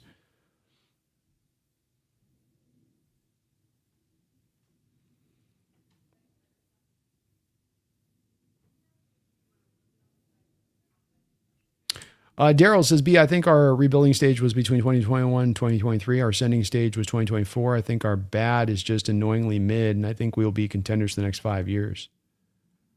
It's good. I think that's an accurate way of encapsulating it. 100%. 100%. Well said, Daryl. I don't have a lot to add. That's about where I'd be with it, too. Ryan says, Knight better be ready. Kite better be ready, I think is his name. If neither Cross or Jones can go, and I don't like the idea of being down one left tackle. What happens if something happens tonight? I don't know, man. That's going to get dicey at that point. You might end up with Gray Zabel out at left tackle at some point or another. Dick Hammer in the house. What's up, Dick? Uh-oh. Why isn't this letting me pick? Uh-oh. What's going on here?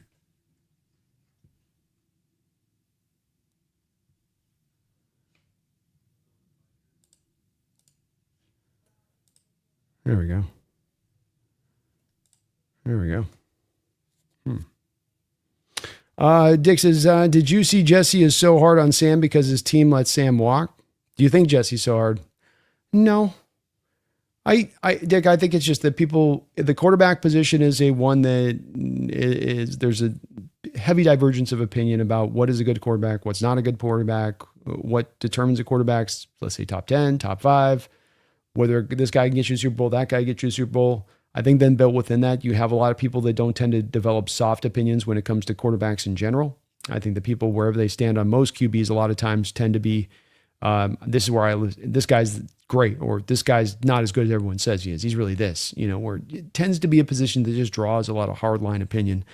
And then I think with Sam in particular, he just becomes a little bit of even more of an extreme version of that in the opinions he draws out, especially from the negative side, where that hardline opinion just tends to be so richly pulled to the negative side of it. It's not, as we've unpacked many times, based on a lot, but it's just just because you feel something strongly doesn't mean you've done a lot of thinking to arrive at that opinion.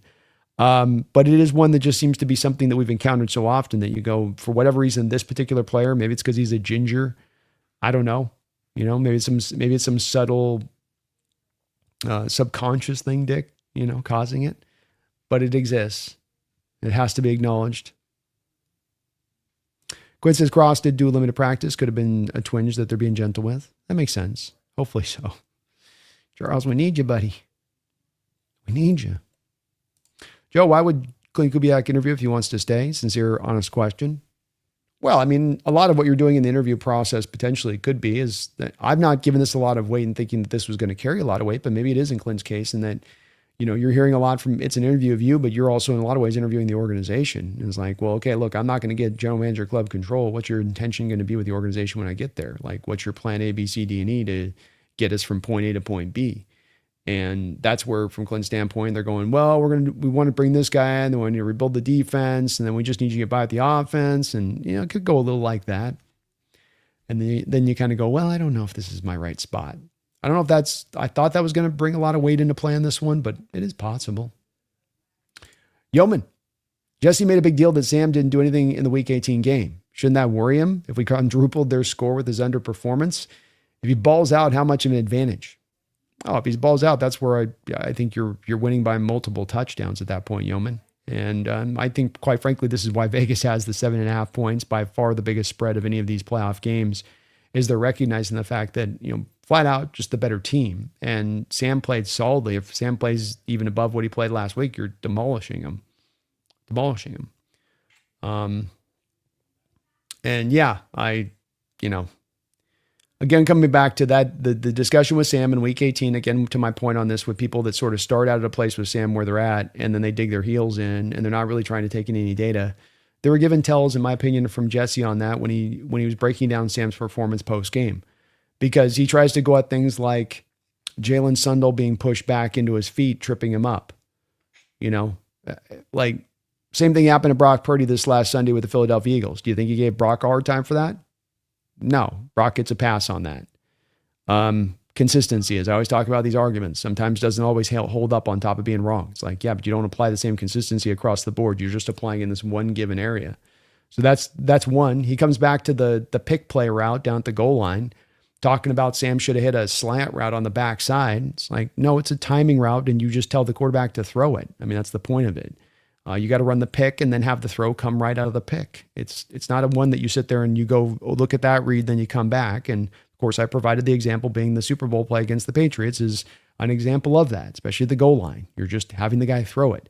I hate the play. Don't love it. But Sam didn't play perfect in that game. There's a couple places you can pin out, but that's what they do is they grab the things that you can pin out that are all right, the near interception throw and the lack of missing at the goal line. But that's not enough, and they know it.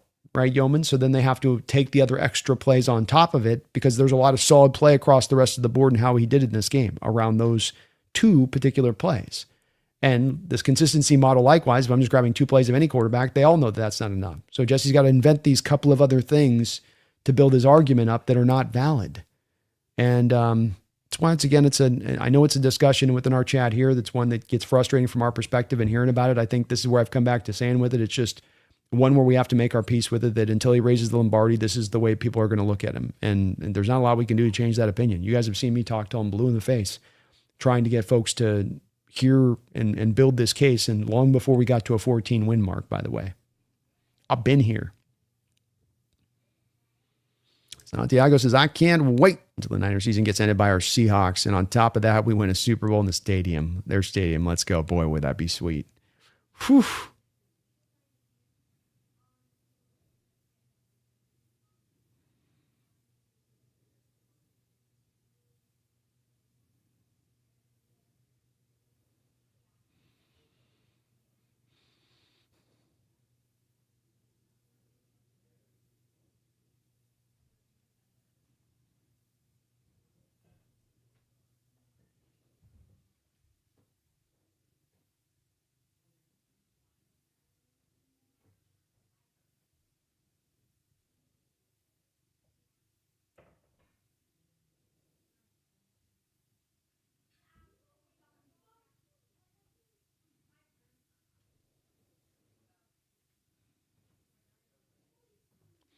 Joseph's Hawks Nest, sorry if you already covered a B. Your picks on the AFC side, New England against Houston, Denver against Buffalo. I like Houston. The other I'm torn on.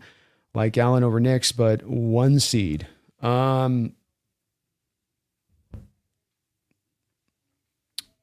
would give Houston the nod over New England. Stroud's got some playoff experience. I don't like seeing him play as... Boy, was he just nervous as hell. You know, he was just nervous as a bird in a pen full of cats on, just couldn't even get the snap right last week, which was disconcerting. And Nico Collins looks like, potentially he's out in this game. That defense is just playing at such a high end level. And I think that they're going to be a tougher test than what New England had to deal with last week with San Diego. And I would give Houston the nod. I think they'd beat New England. Denver, Buffalo, I think that the thing with what Denver likes to do is they play hyper pressure rates early down, love to blitz. So they blitz to stop the run, to then get to the quarterback.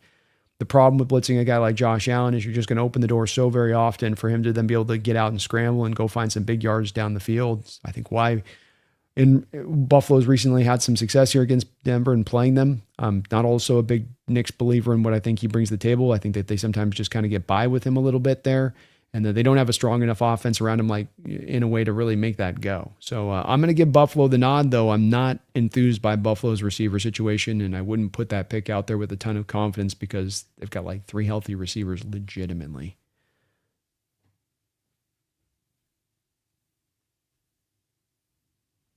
Or I truly don't understand Landon Moore playing this game. It's where I come, like in saying on that, it goes to where these players in this way, it's kind of like Russ going out there with the finger, right? So if you think about it, trying to find an example in Seahawks history, it's, he's out there in the finger, or he's out there with the high ankle sprain.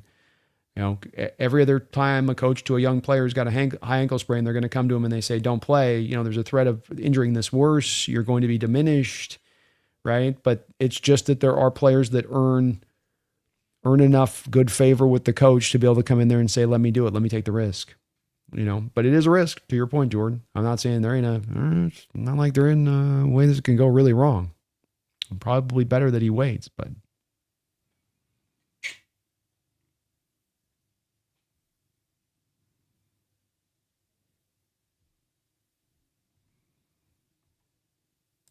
Will says, hey, Brandon, people can keep saying that the Niners have nothing to lose, but I would argue that their pride is on the line.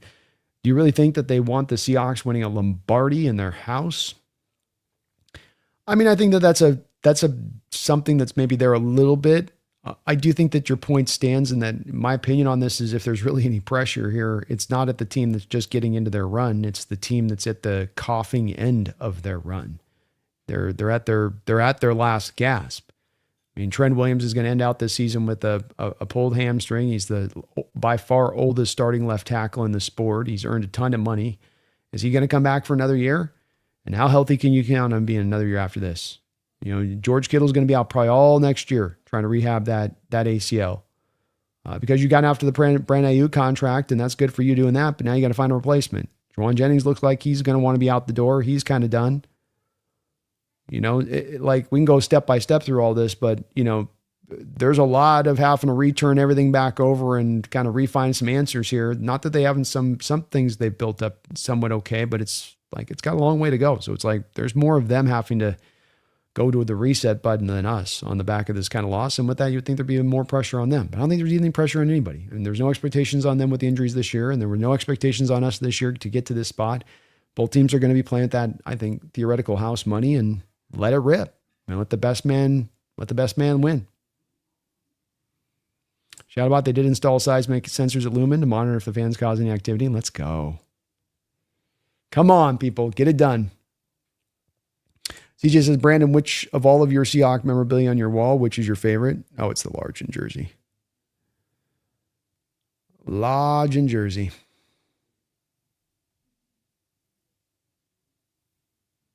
Jay Gundy, there's a team that can beat all phases? No, sir.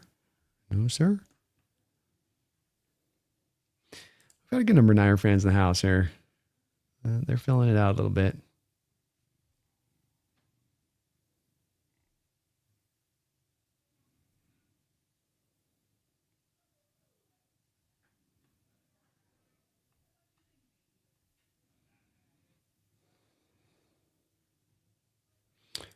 The great ones is, why do you think there are so many 49er fans that show up in Lumen? It's an NFL problem more than it's a Lumen issue. It's the past 10 years, ticket resellers and online ticket resellers and the market that's out there for it. So that if I sell a ticket in a stadium where you want to see your out of market team, you'll pay me a mighty dollar for that ticket. And I can make quite a profit on that. And if I do that 8 times over the course of a year, is there $1,000 in it for me? Is there $1,500 in it for me in profit to do that? And I don't have to lift a finger. I don't have to do a thing other than just buy the ticket and then process it over to you. So this is not only create a problem in Lumen, it's create a problem everywhere. And you have corporate entities buying some of these tickets, and then they're just giving it to anybody, or they're reselling it too. But it's not a Seattle problem; it's an NFL problem, and this is why they're taking steps to try to rectify it with the note that they put out there. But it's just one that's kind of come up because of these resellers, unfortunately.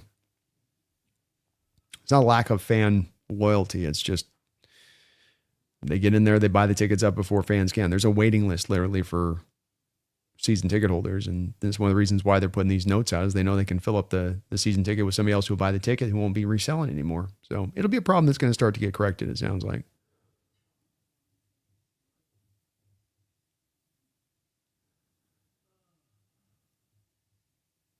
Quincy the Cards would 100% hire Arthur Smith. Boy, that would be a hiring. You're like, oof.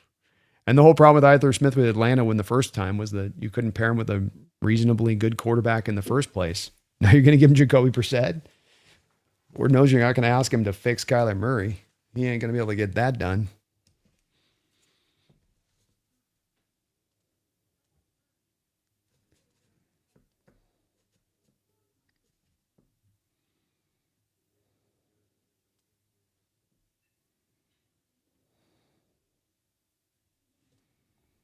Mm-hmm.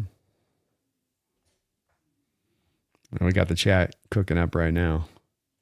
Again, Brando, Hawks Nest Beep, if you got anything for me to respond to, as I know we have a lot of trash talk between Niner and Hawk fans in the chat today. So just as a note to that. John says, I was watching Behind Enemy Lines earlier, and Jesse said something nice about Darnold. The hat broke the blood barrier brain.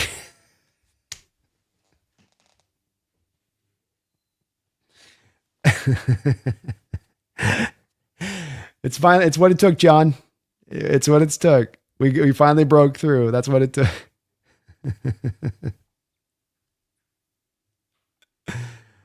Oh, Lordy.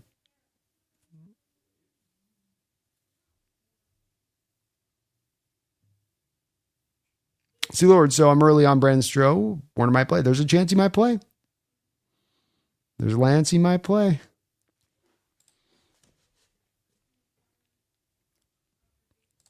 John, thank you for the $2 donation, John. Says, last night, Jake nervously, I can't speak today, eyeing Jesse's hat. He was. I caught him a couple times looking at the hat, and he's kind of got that, like, I don't want to have to wear that. It's getting real serious there with Jake. I could feel that too from last night. He was strangely quiet at times.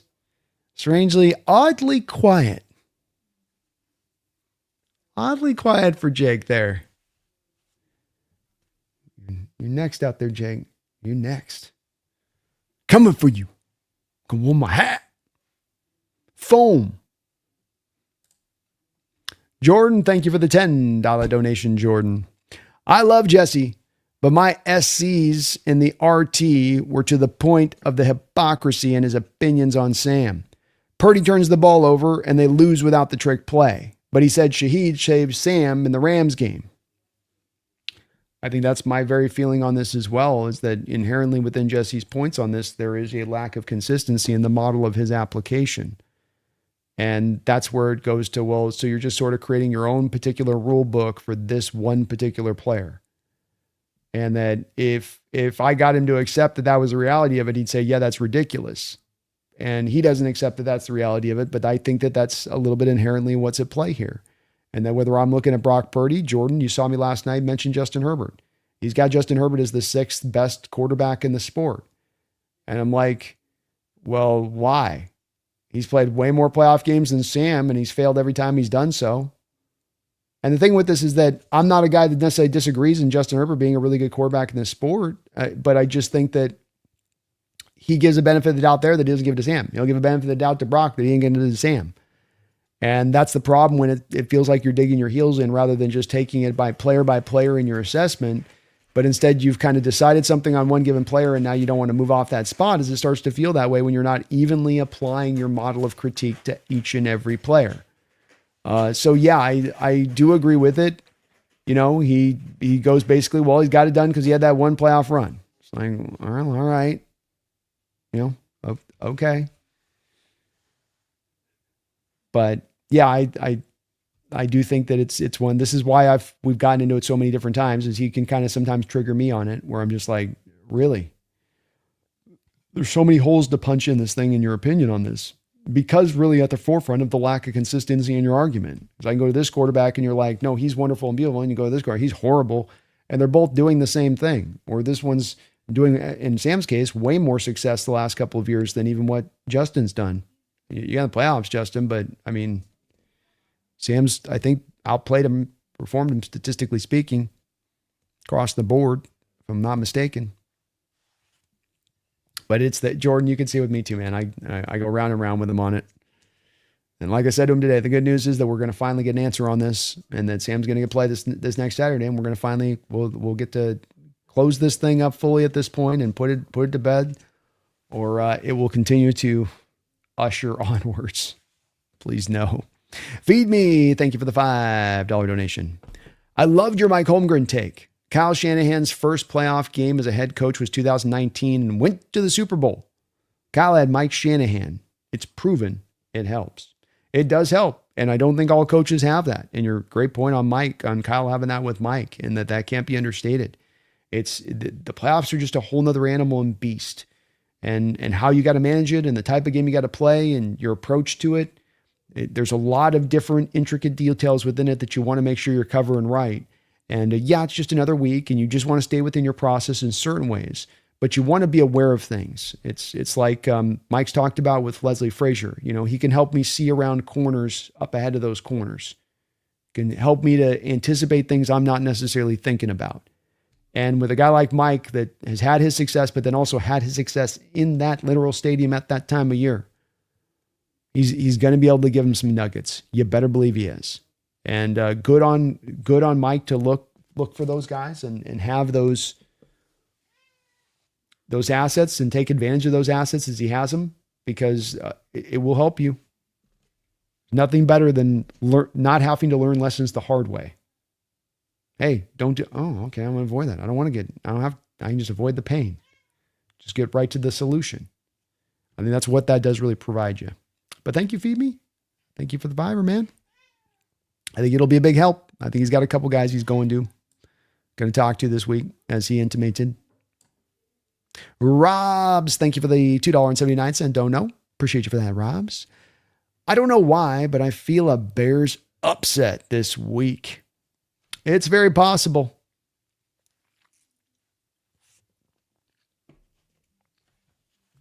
Bears have a lot offensively they can throw at that Rams team. That Rams defense has not been playing their best ball.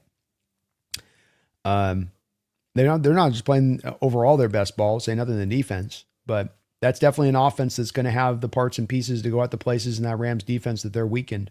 They can run the ball. They can be balanced. They have guys that can work in space like Luther Burden. Colston Loveland's a mismatch machine against that linebacking core. Okay, come here. All right, come here. I know. Okay. You got a Dunzier there, DJ Moore, two very capable, get down the field guys that can stretch the field and be problems down there in those matchups as well. And with Caleb, you can get hot and playoff script. And it can be one of those days where you have the greatest of game plans in place as far as the Rams' perspective of things here, Robs, but he neutralizes it with all that off script stuff. And I watched that game against the Packers, that second half. It's just like, he's just living in off script, Bill. And it's a fun brand of football to watch. You can see big plays happening all over the place when you're able to lock it in that way. It can be a very high variance kind of way of playing where you can be on the bad end of it too with it. But the Bears have the means to take this Rams team down. And the Rams team happen to travel out on the road and go up into that environment and the cold air and all of that. You never know how that's going to kind of factor into this whole thing. So wouldn't surprise me in the least if they pulled off the win. It's going to be, I think, a close, tight game, and Rams would much rather be playing this at home. It'd be much better of an advantage for them to be able to play in the dome and know what they can kind of expect, have their home fans in there.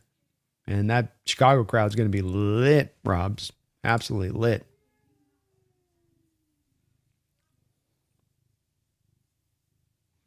Amazing if Seattle loses Saturday, I'll still be happy for them for the excellent year. Looking forward to next year. It's only getting better with our young game.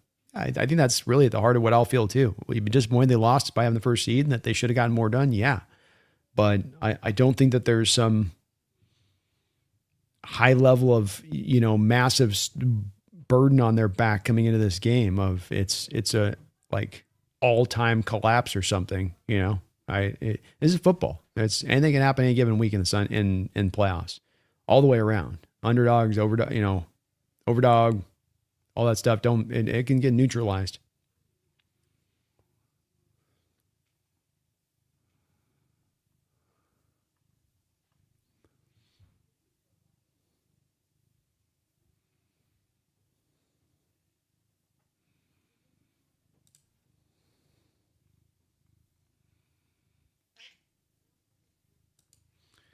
All right, Laz, I'll be with y'all at Lumen Spirit.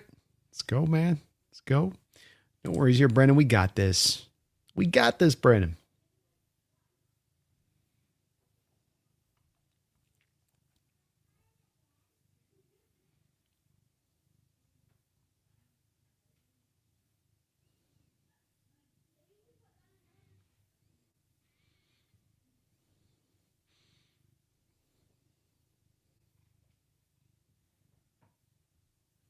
Oh, we got a lot of Jack going down here. Rise, Brando, how are you feeling going into this week? I'm divided. I don't really know who wins this. I feel very confident. Maybe I'm unrightfully so to have it, but I feel very, very confident where we're at right now as a team, where we're going, and I think we got the means to take down this Niners squad. Double says I don't feel any pity for the Niners, honestly. Nor should you. Nor should you. Rise is after someone pointed out how close the Rams were going 1-0. Anyone can win this game, but more massive than that, the Super Bowl even. Yeah. I mean, that's the playoffs, bro. I know it sounds kind of just trite to say, but it's something we got to be reminded of, is that these teams are playoff teams. They're good teams. They're in it for a reason. And you got to show up and you got to be hitting on all cylinders. And if you're not, that's going to be a hell of a limiting factor. That's for sure. That can be enough to lose the game. Brent said, I don't think we'd be in Brock at home. Just another thing I'm worried about. I wouldn't be too worried about, Brendan. I mean, a lot of those stats are going to be boosted up on the back of playing Coach Carroll. And I don't think you want to hold Mike McDonald and this team to account to what's gone on with Coach Carroll. They won the first game of the year this year on a throw in the back of the end zone that was a literal prayer that if Woolen just jumps up and knocks the ball away, you win the game. They scored 19 points. Brock didn't do anything amazingly great in that game, threw a couple picks. You had some answers. And the prior year, the one time he played with against Mike McDonald and at home against us, you were in the middle of 3 games in like 14 days, Brendan. Team was tired. Team was injured. Different linebackers, different safeties. Things were in a different place from where you are right now, from where they were last year. And different timeline as far as the rest goes. Niners are on the other end of this. They're playing 4 games in 21 days. 4 games, 21 days. That we were playing like 3 and 13 or 14 last year, which was a big contributor to the loss. If you really look at Brendan Brock's performance against Mike McDonald defenses, going back to even the Ravens, he's been able to curtail him very well. Certainly Coach Carroll had his share of issues with him, but it's not been that case with Mike. Not at all. Jake was eyeing that. He's like, oh my God, I can't. I almost could have gotten put in that thing. Corey says, I'm a season ticket holder. Got a message from the Seahawks. If you sell your playoff tickets on the open market, you can lose your season tickets. Yeah, do so at your own risk. And I don't care. I don't think it's really Seahawks fans who have been doing it. I think it's just resellers that's their whole point. And they're bitching and complaining and moaning. And to that I say, tough. Go pound sand. Seahawks have every right to do what they're doing. And it's lame that you're taking something that's a community basis thing and you're taking it and turning it for your own profitability. Like look in the mirror at yourself a little bit. There's so few things that we have that connect us as a community. So few things that we have that we can find in commonality that we don't have arguing at each other and at each other's throat about. You want to be the part of the process of one of the few things that remain and start to tear at that and claw at that. And you can validate that by capitalism. Miss me with that.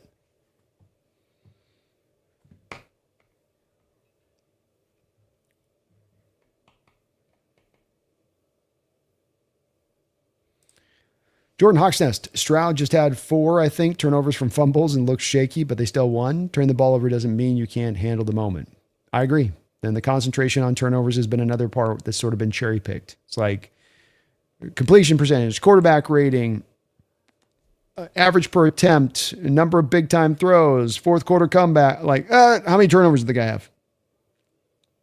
Right, Jordan? And even then, they had to start at the end of that, parse away from it, because early on in the year, it was like, well, look at the interceptions he has. But then as he got the interception thing under tow, then it became turnovers because they had to factor in the fumble thing to make it work. Just, it's again, you're manufacturing the argument to suit a conclusion that you started from, not one that you arrived at. And that's just another example of that kind of situation. But yeah, CJ looked a little dicey out there the other night.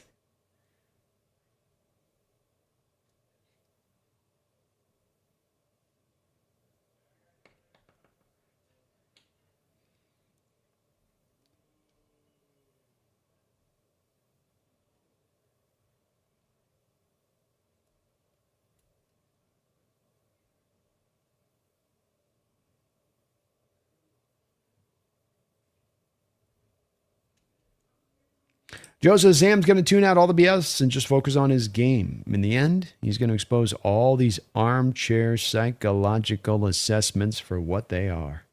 Ridiculous. Amen, brother. Where's my soundbite here?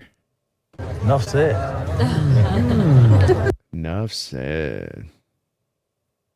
Mr. Great One, isn't it awesome we got the Mariners and Seahawks to go to the playoffs in the same year? Very cool. Very rare occasion, and I think even just awesomer on top of it is we have two teams that are both really young and should be good for a very long period of time at the same time. And yeah, it's got me very, very excited. It was a fun season to watch. The Mariners came in this close. Hopefully they can crack through here this next year. But it is very cool. It is very cool.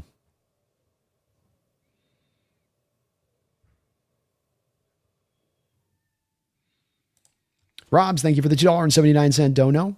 Rams slowed down a lot towards the ends of games, too.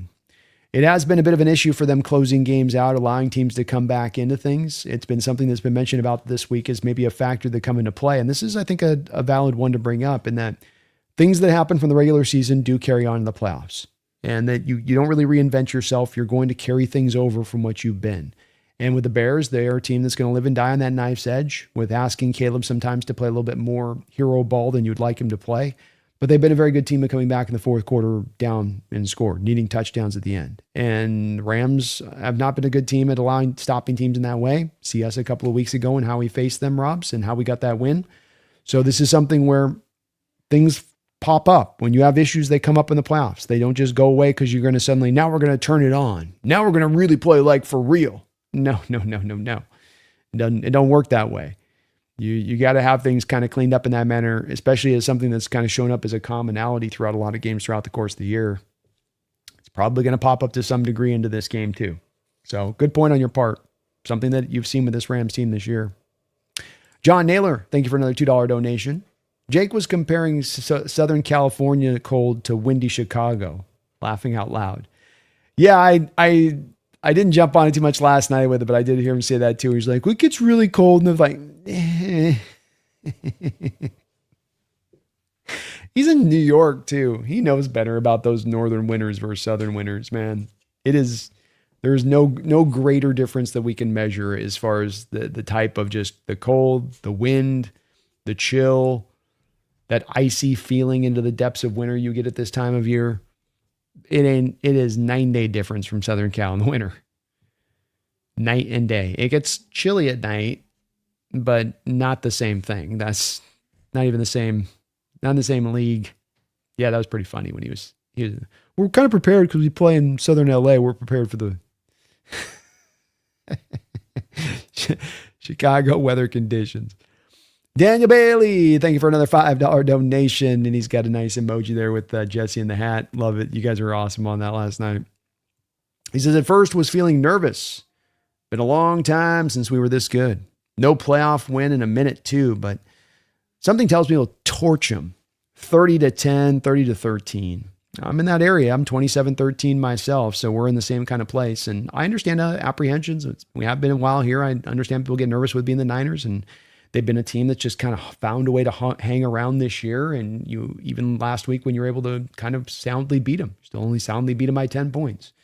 And they just kind of they find a way, this Niner team this year. And that type of team with that resiliency, like I'm talking about with the Rams having carryover, this type of stuff carries over too. And if you've had that resiliency and you've been able to fight that war of attrition and still find answers and still find that spirit to bounce back and not let yourself fade away to the moment of it, and then that will carry into the playoffs as well and make you harder to deal with in the playoffs. And certainly going up against that Eagles team made them hard to deal with Philadelphia. Is that Niner team came out, said, we're going to go for the win here. We're going to go for broke. They didn't take crazy risks, but they took calculated risks, and you felt from a spirit standpoint, we're going to go try to win this game. And I felt like from a spirit standpoint, Philadelphia was not matching that. It was more of like, hey, we're just better from a talent standpoint, so we can just kind of maybe lean on you. That's not going to get the job done in the playoffs. You got to step on them, not lean on them. Industry Worth, thank you for another $3 donation. That is very, very, very kind of you. Much, much appreciated. Thank you so much. No note in there, but kind of you nonetheless.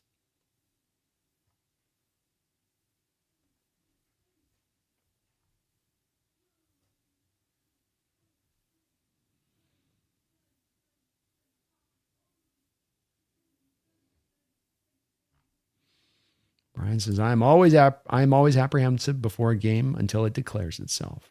Understandable. And I'm gonna be nervous. I'm not nervous now, but you give me a Saturday, I'm gonna be a bundle of nerves. So don't let the calm manner right now fool you. I'm gonna be right there with you guys in the pocket come Saturday morning. Probably wake up at 7 a.m. Eyes just. This is what we play for. Rise, I enjoy your takes and perspectives. One of the reasons I always come back to this channel, Brando. Well, thank you for that, Rise. I really appreciate you watching and all of you for being such a just inherent part of this channel. You guys show up every time I go live. We got our people in the house here. It really is appreciated. I mean, this season has just been an amazing season to watch, but don't get a chance enough to say thank you back to you guys as hitting the like button, subbing on up like you guys have. We've had our biggest year of growth in quite a bit of time here, maybe since like the COVID year, which that was the year everyone was going because of where everyone was at home.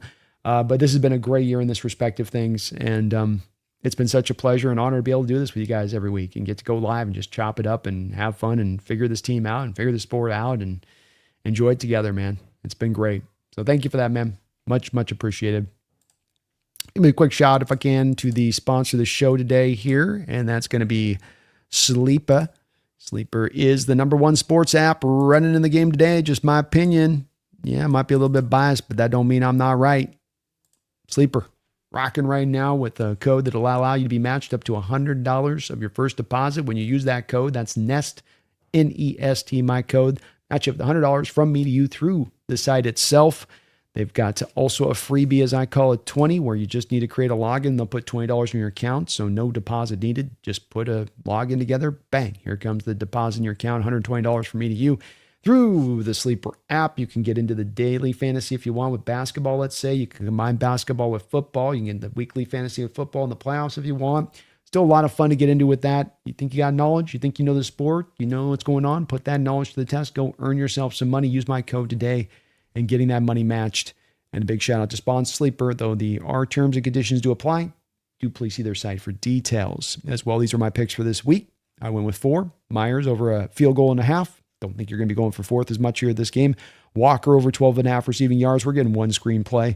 Zach Charbonnet, 46.5 yards. Attack the wide 9. Defense get downhill.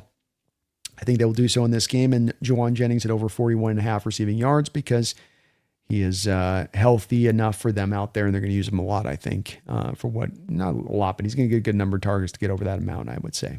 Thank you, though, to Sleeper. Appreciate them for that, for sponsoring the show. Appreciate you guys for using that code, as you've been so kind to do so.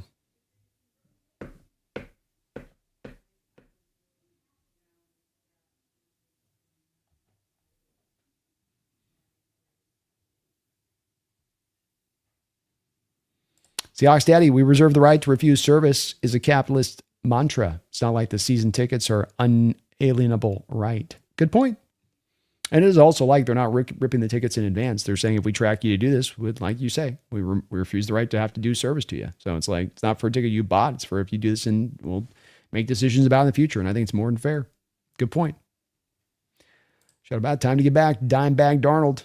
Play actions to Shaheed. Get it, man. It's going to be there. It's going to be there. I'm telling you. Rise. I'd say Sam personally has shown he's not the same Sam from round 2 with the Rams, right? He had to make plays in the clutch, and he did so, and the 49ers game as well at the Hawks Nest. Yeah, I think he's done so a variety of seasons, the variety of times this year. I could point to the Colts game where he goes down and gets you a field goal to get you the lead, to get you what should be the win. Your defense should shut things down at that point with Rivers and company. Rivers and company instead travel up the field and go get them a field goal to take back the lead, thus making Sam have to do another fourth quarter comeback to then go get another field goal to then go get you the win. The Cardinal game where he got you the win on that one. There's been a few of these comebacks this year, including against the Rams, the most important game of them all. So he's absolutely shown you that. And the thing with this on this whole Rams game and the situation is, number one, it wasn't both Rams games. The first Rams game, he played great in the first half. And the second half, once he lost his left tackle and that line started to collapse, things got bad. Still took a blown call at the end of the game for him not to get a chance to bring a last drive up the field for the Minnesota Vikings. It's the second Ram game that everyone really mentions.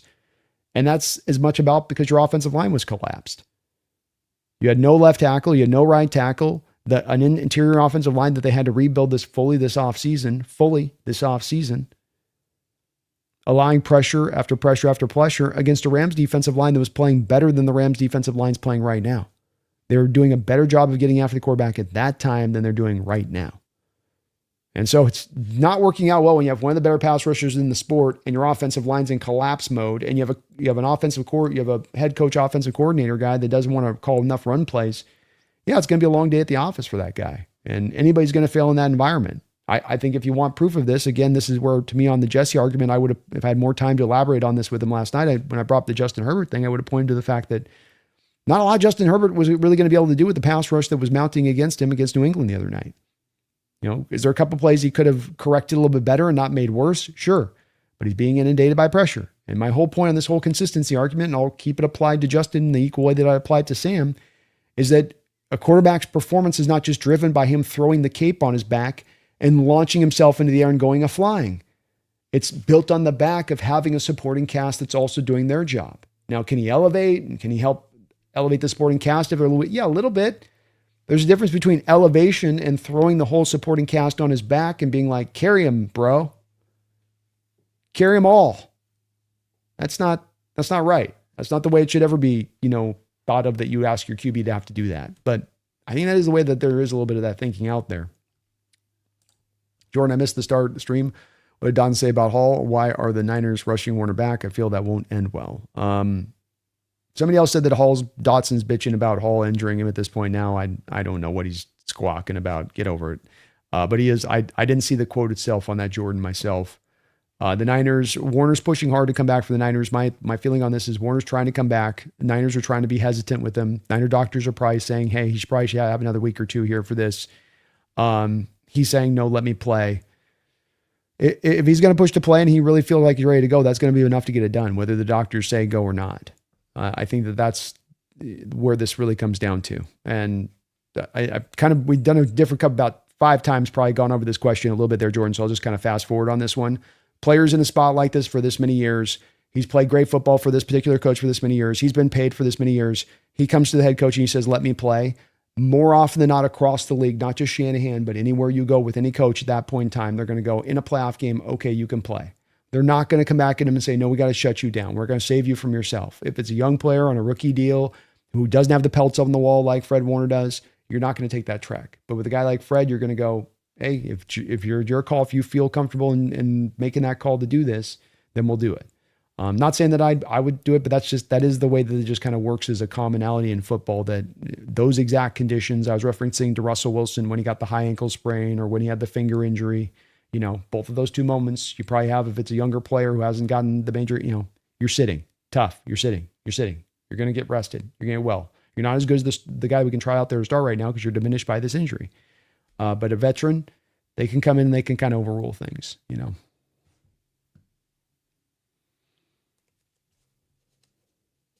Chris, any concern with left tackle?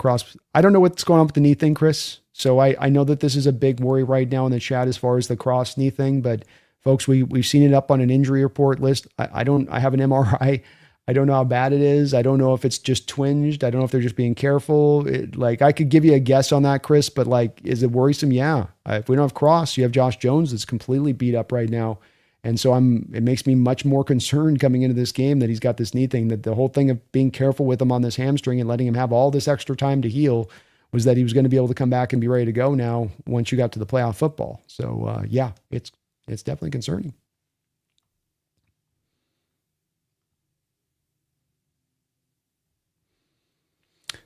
Brandon Sox says, I'm more worried about losing and getting bounced by an injured Niners team. It's embarrassing, and I hate to think of what the media will say. I mean, the media hasn't respected us all year, Brendan. You know what I mean? So I don't worry as much about that because they don't ever give us really the respect unless we're hoisting Lombardi trophies. Yeah, I mean, the Niners, if Fred Warner's playing and Ricky Parasol is playing and Trent Williams is playing, at this point, Jesse made this point, I mean, are they down some guys, the interior linebacker? Maybe. I mean, Dean Winters at that point's out there. Winters was basically, it's him or Nick Martin was going to be the starter for you this year. You're going to let those guys duke it out.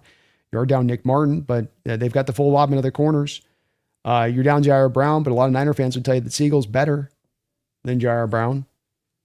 And if Pearsall and Juwan Jennings are out there, and okay, no George Kittle, but Tonjes has filled in well for Kittle this year. And Brandon Ayuk was never there this year. Christian McCaffrey's out there. Brock's out there. So is it injured? Yeah, they're not as decimated by injuries as they have been, especially if Fred Warner does play. You have no Bosa. You have down a couple of guys, but this is not a team we're playing kind of into the end of the regular season that, is just completely lame and can't. They just went on the road and they beat the Eagles. They just beat the Super Bowl champions from last year. I mean, they're a good team. They've earned the right to be where they're at. And I think if you lose to a team at this time of year, you're not losing to some, broken team. We have the advantage, to your point, Brendan. We should win this. There's a reason that we're 7-point favorites, but we're not 10-point favorites. The Rams last week were over 10-point favorites against Carolina on the road. And Vegas isn't looking at us and saying that we're even that level of favored with us playing at home. So it does speak to a little bit of that tough team. It's a division game. These things can be a little bit strange. B, don't forget Sean McVay, personal bodyguard, has been around McVay every time for years. I think he would be the perfect fit to coach the Cards.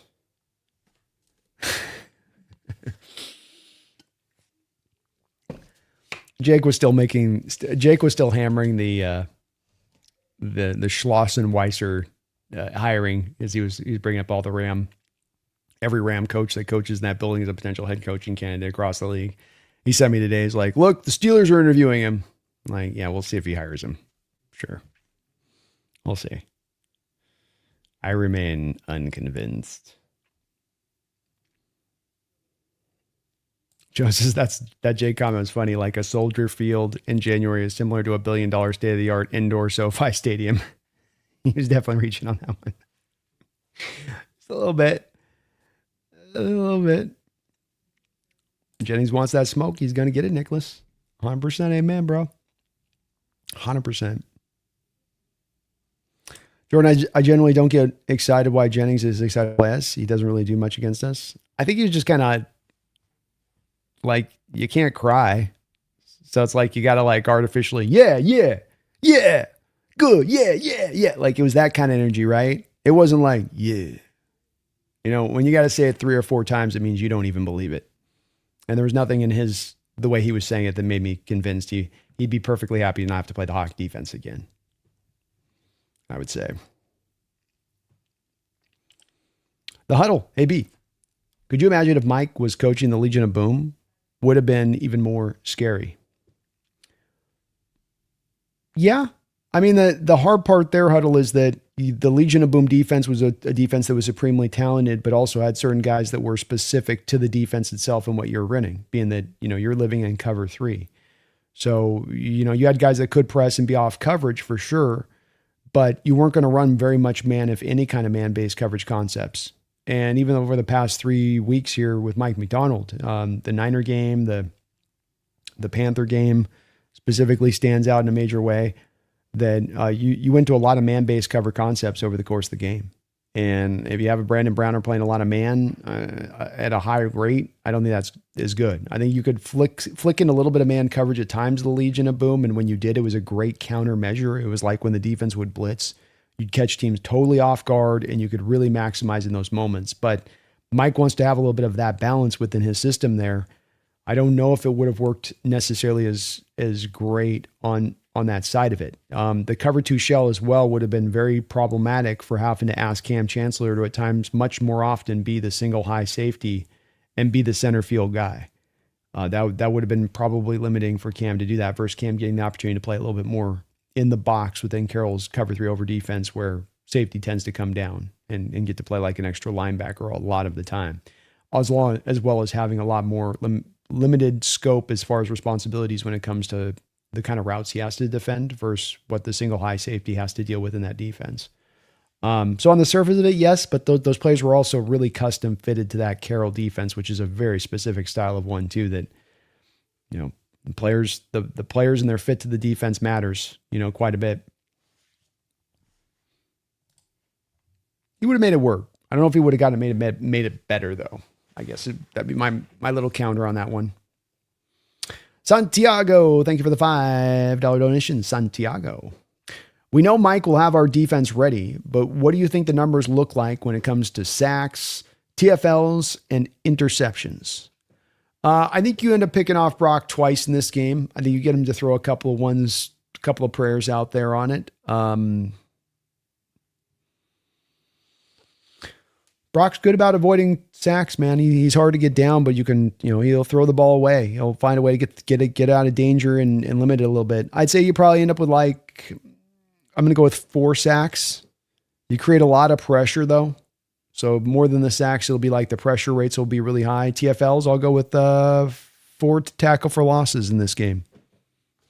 Blow up a couple screens, catch McCaffrey in the backfield on a couple of plays. He'll have them ready. You're right about that. Industry Worth, thank you for the $5 donation, Industry Worth. Any good food for dinner? Hope you grab a yummy root beer and a burger. I think I am going to go with a burger tonight. We're going to do a little burger and fries thing this evening. That's a good suggestion, Industry Worth. That sounds delicious. I haven't had root beer in a while. Actually, I did have a little root beer there. Okay. Yeah, maybe a little root beer ain't bad too. That'd be a good little combination. Got to get some fries in there too. A little dip and sauce. Huh? Thank you, Industry. Appreciate you. Very kind of Cal. Thank you. John, thank you for the $5 donation. He says, Brando, when dealing with jabroni arguments, you need to get another hawk hat that you can brandish as a bet threat.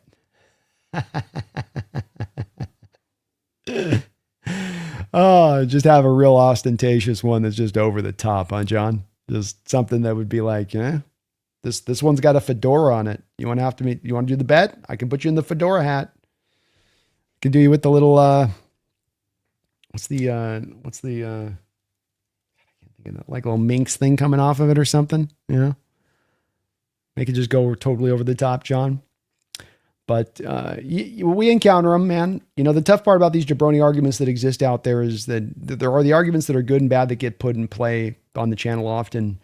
And unfortunately, a lot of times the bad arguments, the arguments that just don't make any sense, are the ones that will sometimes be portrayed at the most that you see presented at the most often. And just come back to it is that just because a multitude of people think a particular thing doesn't make it right. And everybody's always got to prove what they say. And people like to speak in terms of this is inherently the truth, bottom line, but then they don't like to always build their case up for why it's inherently the truth, bottom line. They just go, well, it's self-evident. And again, we get to places when you have to argue, well, it's just self-evident. No, build your case. Build it up, right? Thank you, though, John. Appreciate your donations. There's going to be quite a few more of those to go, I'm guessing, down the road on this one.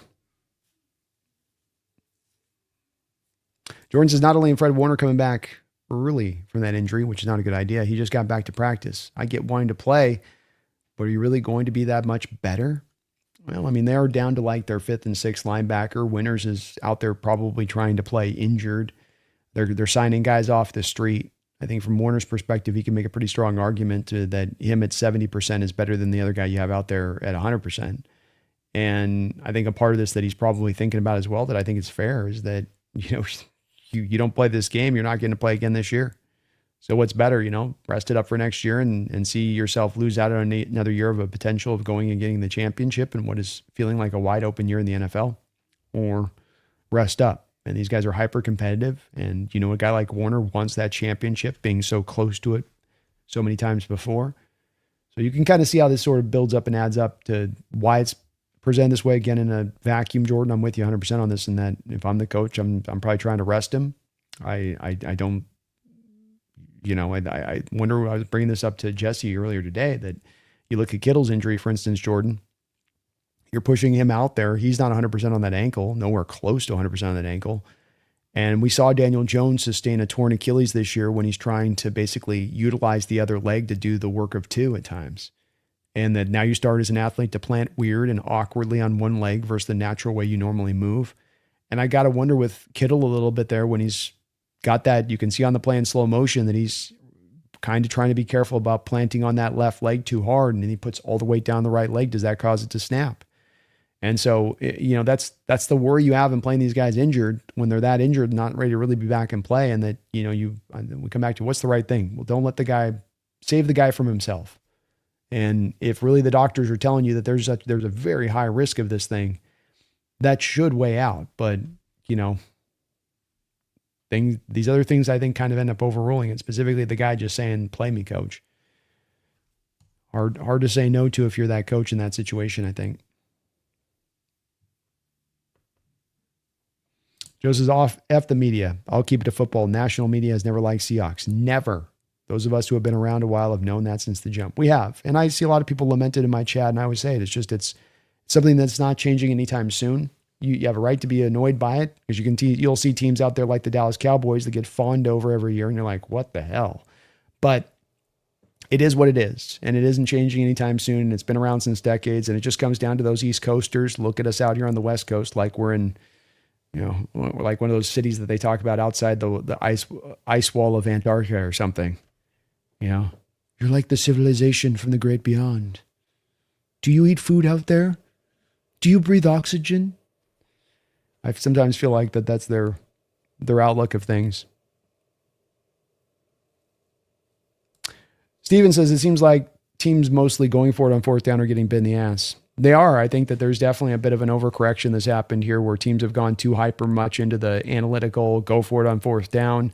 There's a moment in this last playoff run here of these teams. I think there was one day where they were showing the thing of what the analytics would tell you to do, and they were like, go for the kick, and still you had coaches out there trotting out the kick or out the going for it.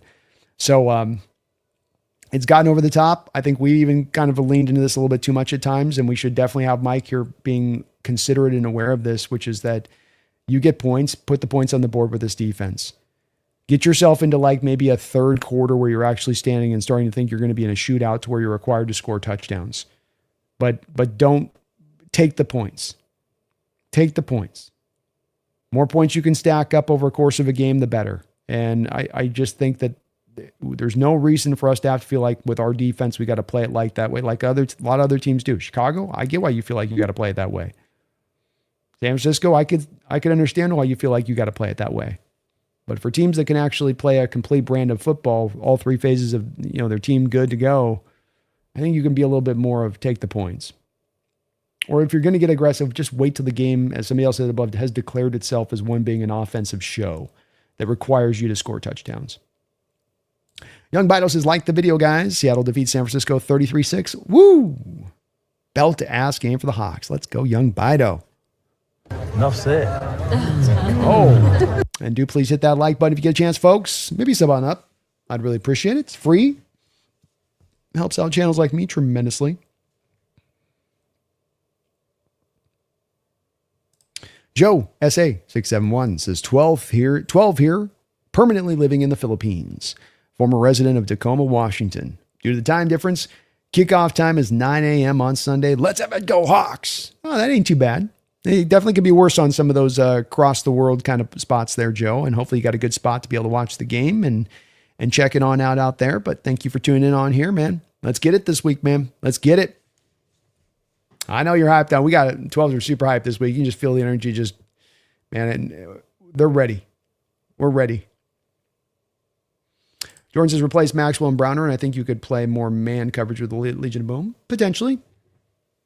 I do think that with Sherman, and numbers were pretty good with him in man coverage in the times you had him run it in his time here in Seattle. It was just that it was so very rare. I think with Mike's defense, he'd have him try to do that a little too much. But maybe it could work.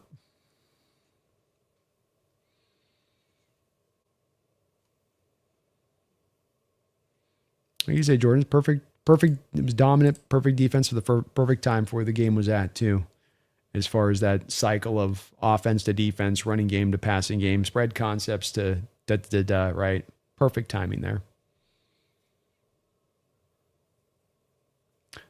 It'll be close at halftime. The defense will get a turnover, and the offense will create a gap too large in the end. It's kind of how I see it as well. You sort of end up getting maybe tight through the early part of the game, then find some footing near the end there. And then ends up bearing out. Root beer's awesome. If we stick normally available root beers, I'm definitely a mug guy. Root beer is tasty. Haven't had a root beer float in a while either. Brian says, if I fear anything at all, it's having a slow start and the game in the first half is uncomfortably close and the fans in the stadium start sitting on their hands after ringing them. Hopefully not. Hopefully they're engaged all game. I think with the playoff game, they'll be engaged all the way through, but I could see it being maybe a little bit of a slow start. Very possible. Very possible. Joe, is there a vicious cycle to the fourth analytics? You go for it and turn over. The other team scores. Now you're behind. So analytics say go for it on fourth and around we go. Yeah.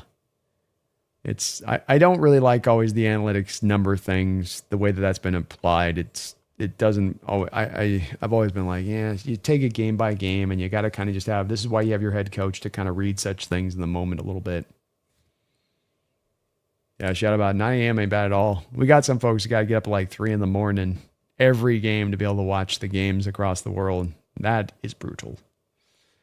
I would not wish that upon anyone.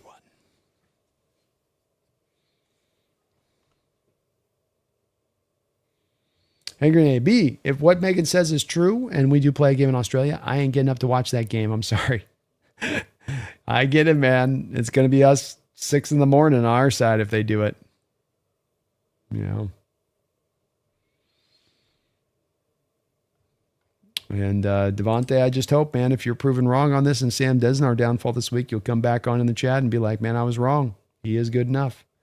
Because there's been few and far between to give him credit this year. He's a big reason why we got the 14 wins. It ain't just the defense. Sam's been a big part of the puzzle as to why we just set a record on our team for number of wins. Why we set a record this year, Devontae, for number of points scored.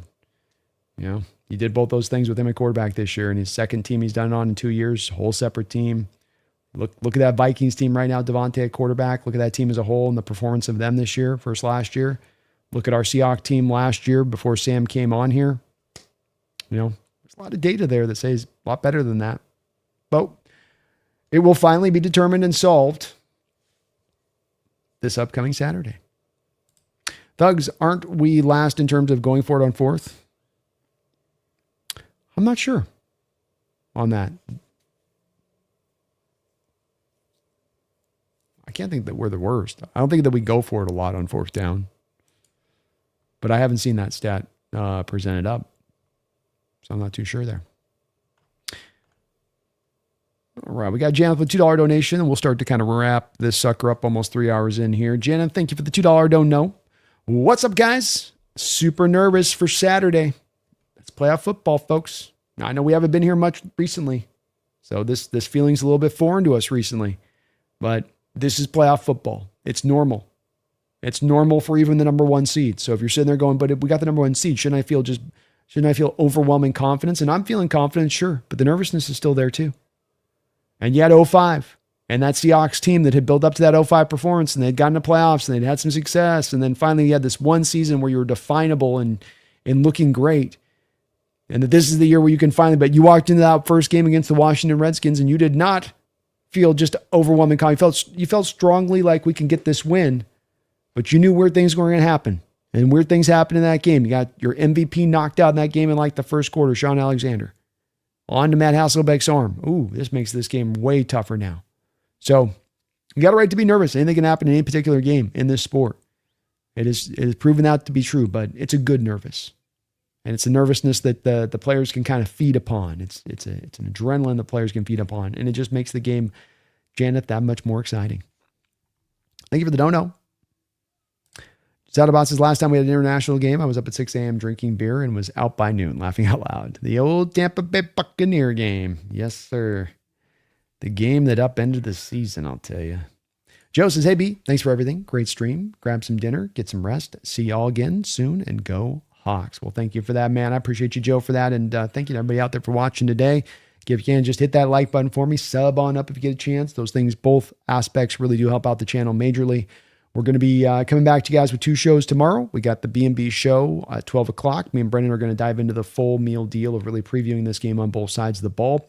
And then we've got the Seahawks Syndicate tomorrow night, where we'll look at some of the final keys from this game, take a look at a little bit of some of the Senior Bowl preview stuff. As in a couple weeks, I'll be heading out to the Senior Bowl with the boys and start looking a little bit at some of the prospects, just a little bit talking about that. I know we're all got our attention to the Niners, and we'll be heartily in that place of things, no doubt about that. But maybe try to kind of build a little bit of a game plan, too. Put something together here on what we got to expect our Hawks to do with both sides of the ball. But thank you for that, Joe. Appreciate you. Good guys, this game makes me want to sing Spirits by Strumbellas. I'll have to check out that song. Riverside, we're going to be fine. We've earned the right to be here. Nervousness is good. And worries and concerns about this or that, that's good. That's all right. But you've earned the right to be in this spot. You've earned the right to have some confidence right here. And the pressure is not on this team. This is house money. And this is a team that has all the talent in the world to go and take that this year. This is a wide open year in the NFL. There is no true Titan of Titans. And as I've said, if there is really a Titan of the Titans, we're it. If you want to really look at all of the earmarks of what you consider to be a Titan-like team of years past. In some years, you've had 3, 4 at one given time in the NFL. Sometimes even more than that. Just a little bit more wide open this year. A little bit more there for the taking. Seahawks are going to be rested. I showed earlier on the stream here, Mike, going bye weeks over the last couple of years is 4-0, coming off a bye. You give his intricate defense a little bit more time to work with. You give him a little more time to figure out that game plan to the maximum, and he will bring it out in full service. I believe as well Sam's going to play a good brand of football, that he has found that honey spot as far as his performance goes over the back half of the schedule. Some want to look at it and they target it on touchdowns thrown. I look at it as wins and losses, because what you've done through the back half of that schedule, more beyond concentrating on touchdowns or interception rates, you've won every single game leaving that Ram game with this change of intentionality. I'm going to run the ball. I'm going to play within myself. I'm going to limit the mistakes because I can trust in this defense. I can trust in the special teams. I can trust in this team to go and win the football game. And I am a part of that. I don't have to carry that. I'm a part of that. Sam's already built the playoff model to his game, which is part of why I've got such great amount of confidence that he's going to have success in this playoffs. This ain't the Rams last year with the Vikings. This ain't an offensive line that's completely been blistered, nor is this a 49er pass rush that can get after it in anywhere near shape or form the same way as that Rams pass rush from last year. We're going to be fine. We're going to be good. This team's getting ready to take down this Niner team. They're prepared. They're confident. They're good to go. So let's watch it happen here. BM will start putting a button on this. No, we're definitely putting a button on this one. We got a couple of shows still tomorrow. Fred, if you lose a bunch of backups, that would be embarrassing. If we're playing a bunch of backups, their offensive line is going to be fully rolling. Their running backs are going to be fully rolling. Parasol and Juwan Jennings were looked at as starters coming into this year. So you're down a tight end, but if Fred Warner plays, you got your starting linebackers. Down a safety in Jair Brown, but again, Niner fans are telling me that Marquez Siegel is better than Jair Brown. DeMondre Lenore's out there. Gardo Green's out there. 2 starting cornerbacks. So it's not really to say this is a team of backups. It's kind of a mischaracterization of where the Niners are really at right now. If Warner play. If Warner doesn't play, I think that's a bit of a difference, but being down Bosa and Kittle, kind of not been a team of backups. Down really important players, two of the most important players on the squad, I would say. But let's go, Brandon. There's a confidence. Beat them Niners, man. Angry and LB at work, but it should be quiet that day. Saturday seems to be very quiet lately. Let's go. We're rocking my K9 jerseys, hoping for a long touchdown run. Let's go. Get out those good jerseys this weekend. I'm going to be rocking my Largent. And it's called Strumbrellas. I'll tell you, check them out. Check them out. Thugs, we shouldn't waste this opportunity. No Mahomes in the NFC. Our division is our biggest threat, and we have beat them. This is a unique opportunity where we can get a ring and get better next year. Love it, Thugs. Wonderfully put, man. And I agree in 100% full. 100% full.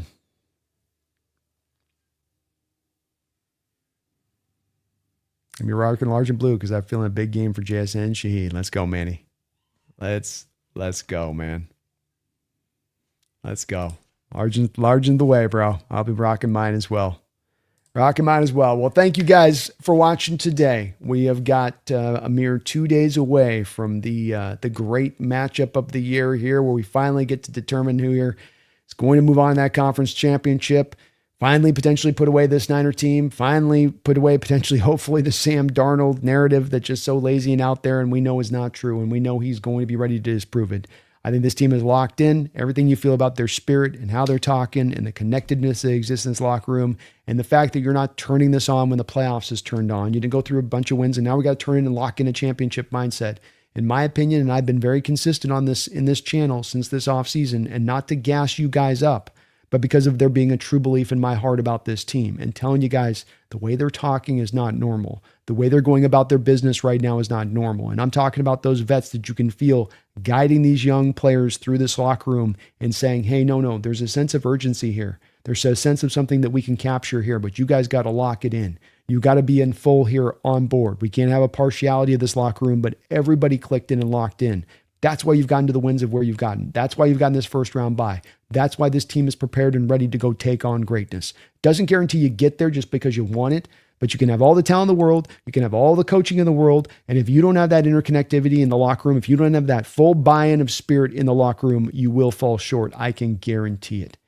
Let's see if this team can rip and roar it up here this next Saturday, take advantage of that spirit in full, go get this win, push it onto the conference championship game and a chance to play in the Super Bowl. I thank you guys for watching today. I really appreciate all of those that have supported and donated the channel here over this past year and years, as you guys allowed me to be able to do what I do full time, all the way, all through, every day, every way.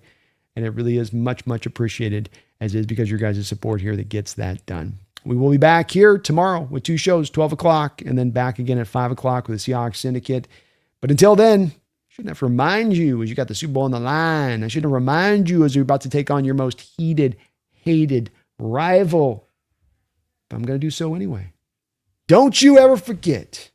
Lock in this upcoming week. And if you walk in that stadium, if you are so lucky, if you are so honored, if you are so blessed to walk in that stadium and be a part of that magical crowd this Saturday, you are not just walking in for a sporting event. You're not out there watching hydroplanes like we're in the middle of the summer.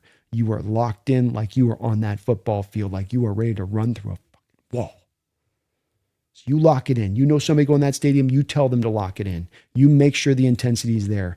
You be as loud as you possibly can in that stadium, and you light that 49er team up. You light that offense up. And if you do so, you bring the goods, the team will bring the goods, and your Seattle Seahawks will get the win. So don't you ever forget, don't you dare. Go Hawks.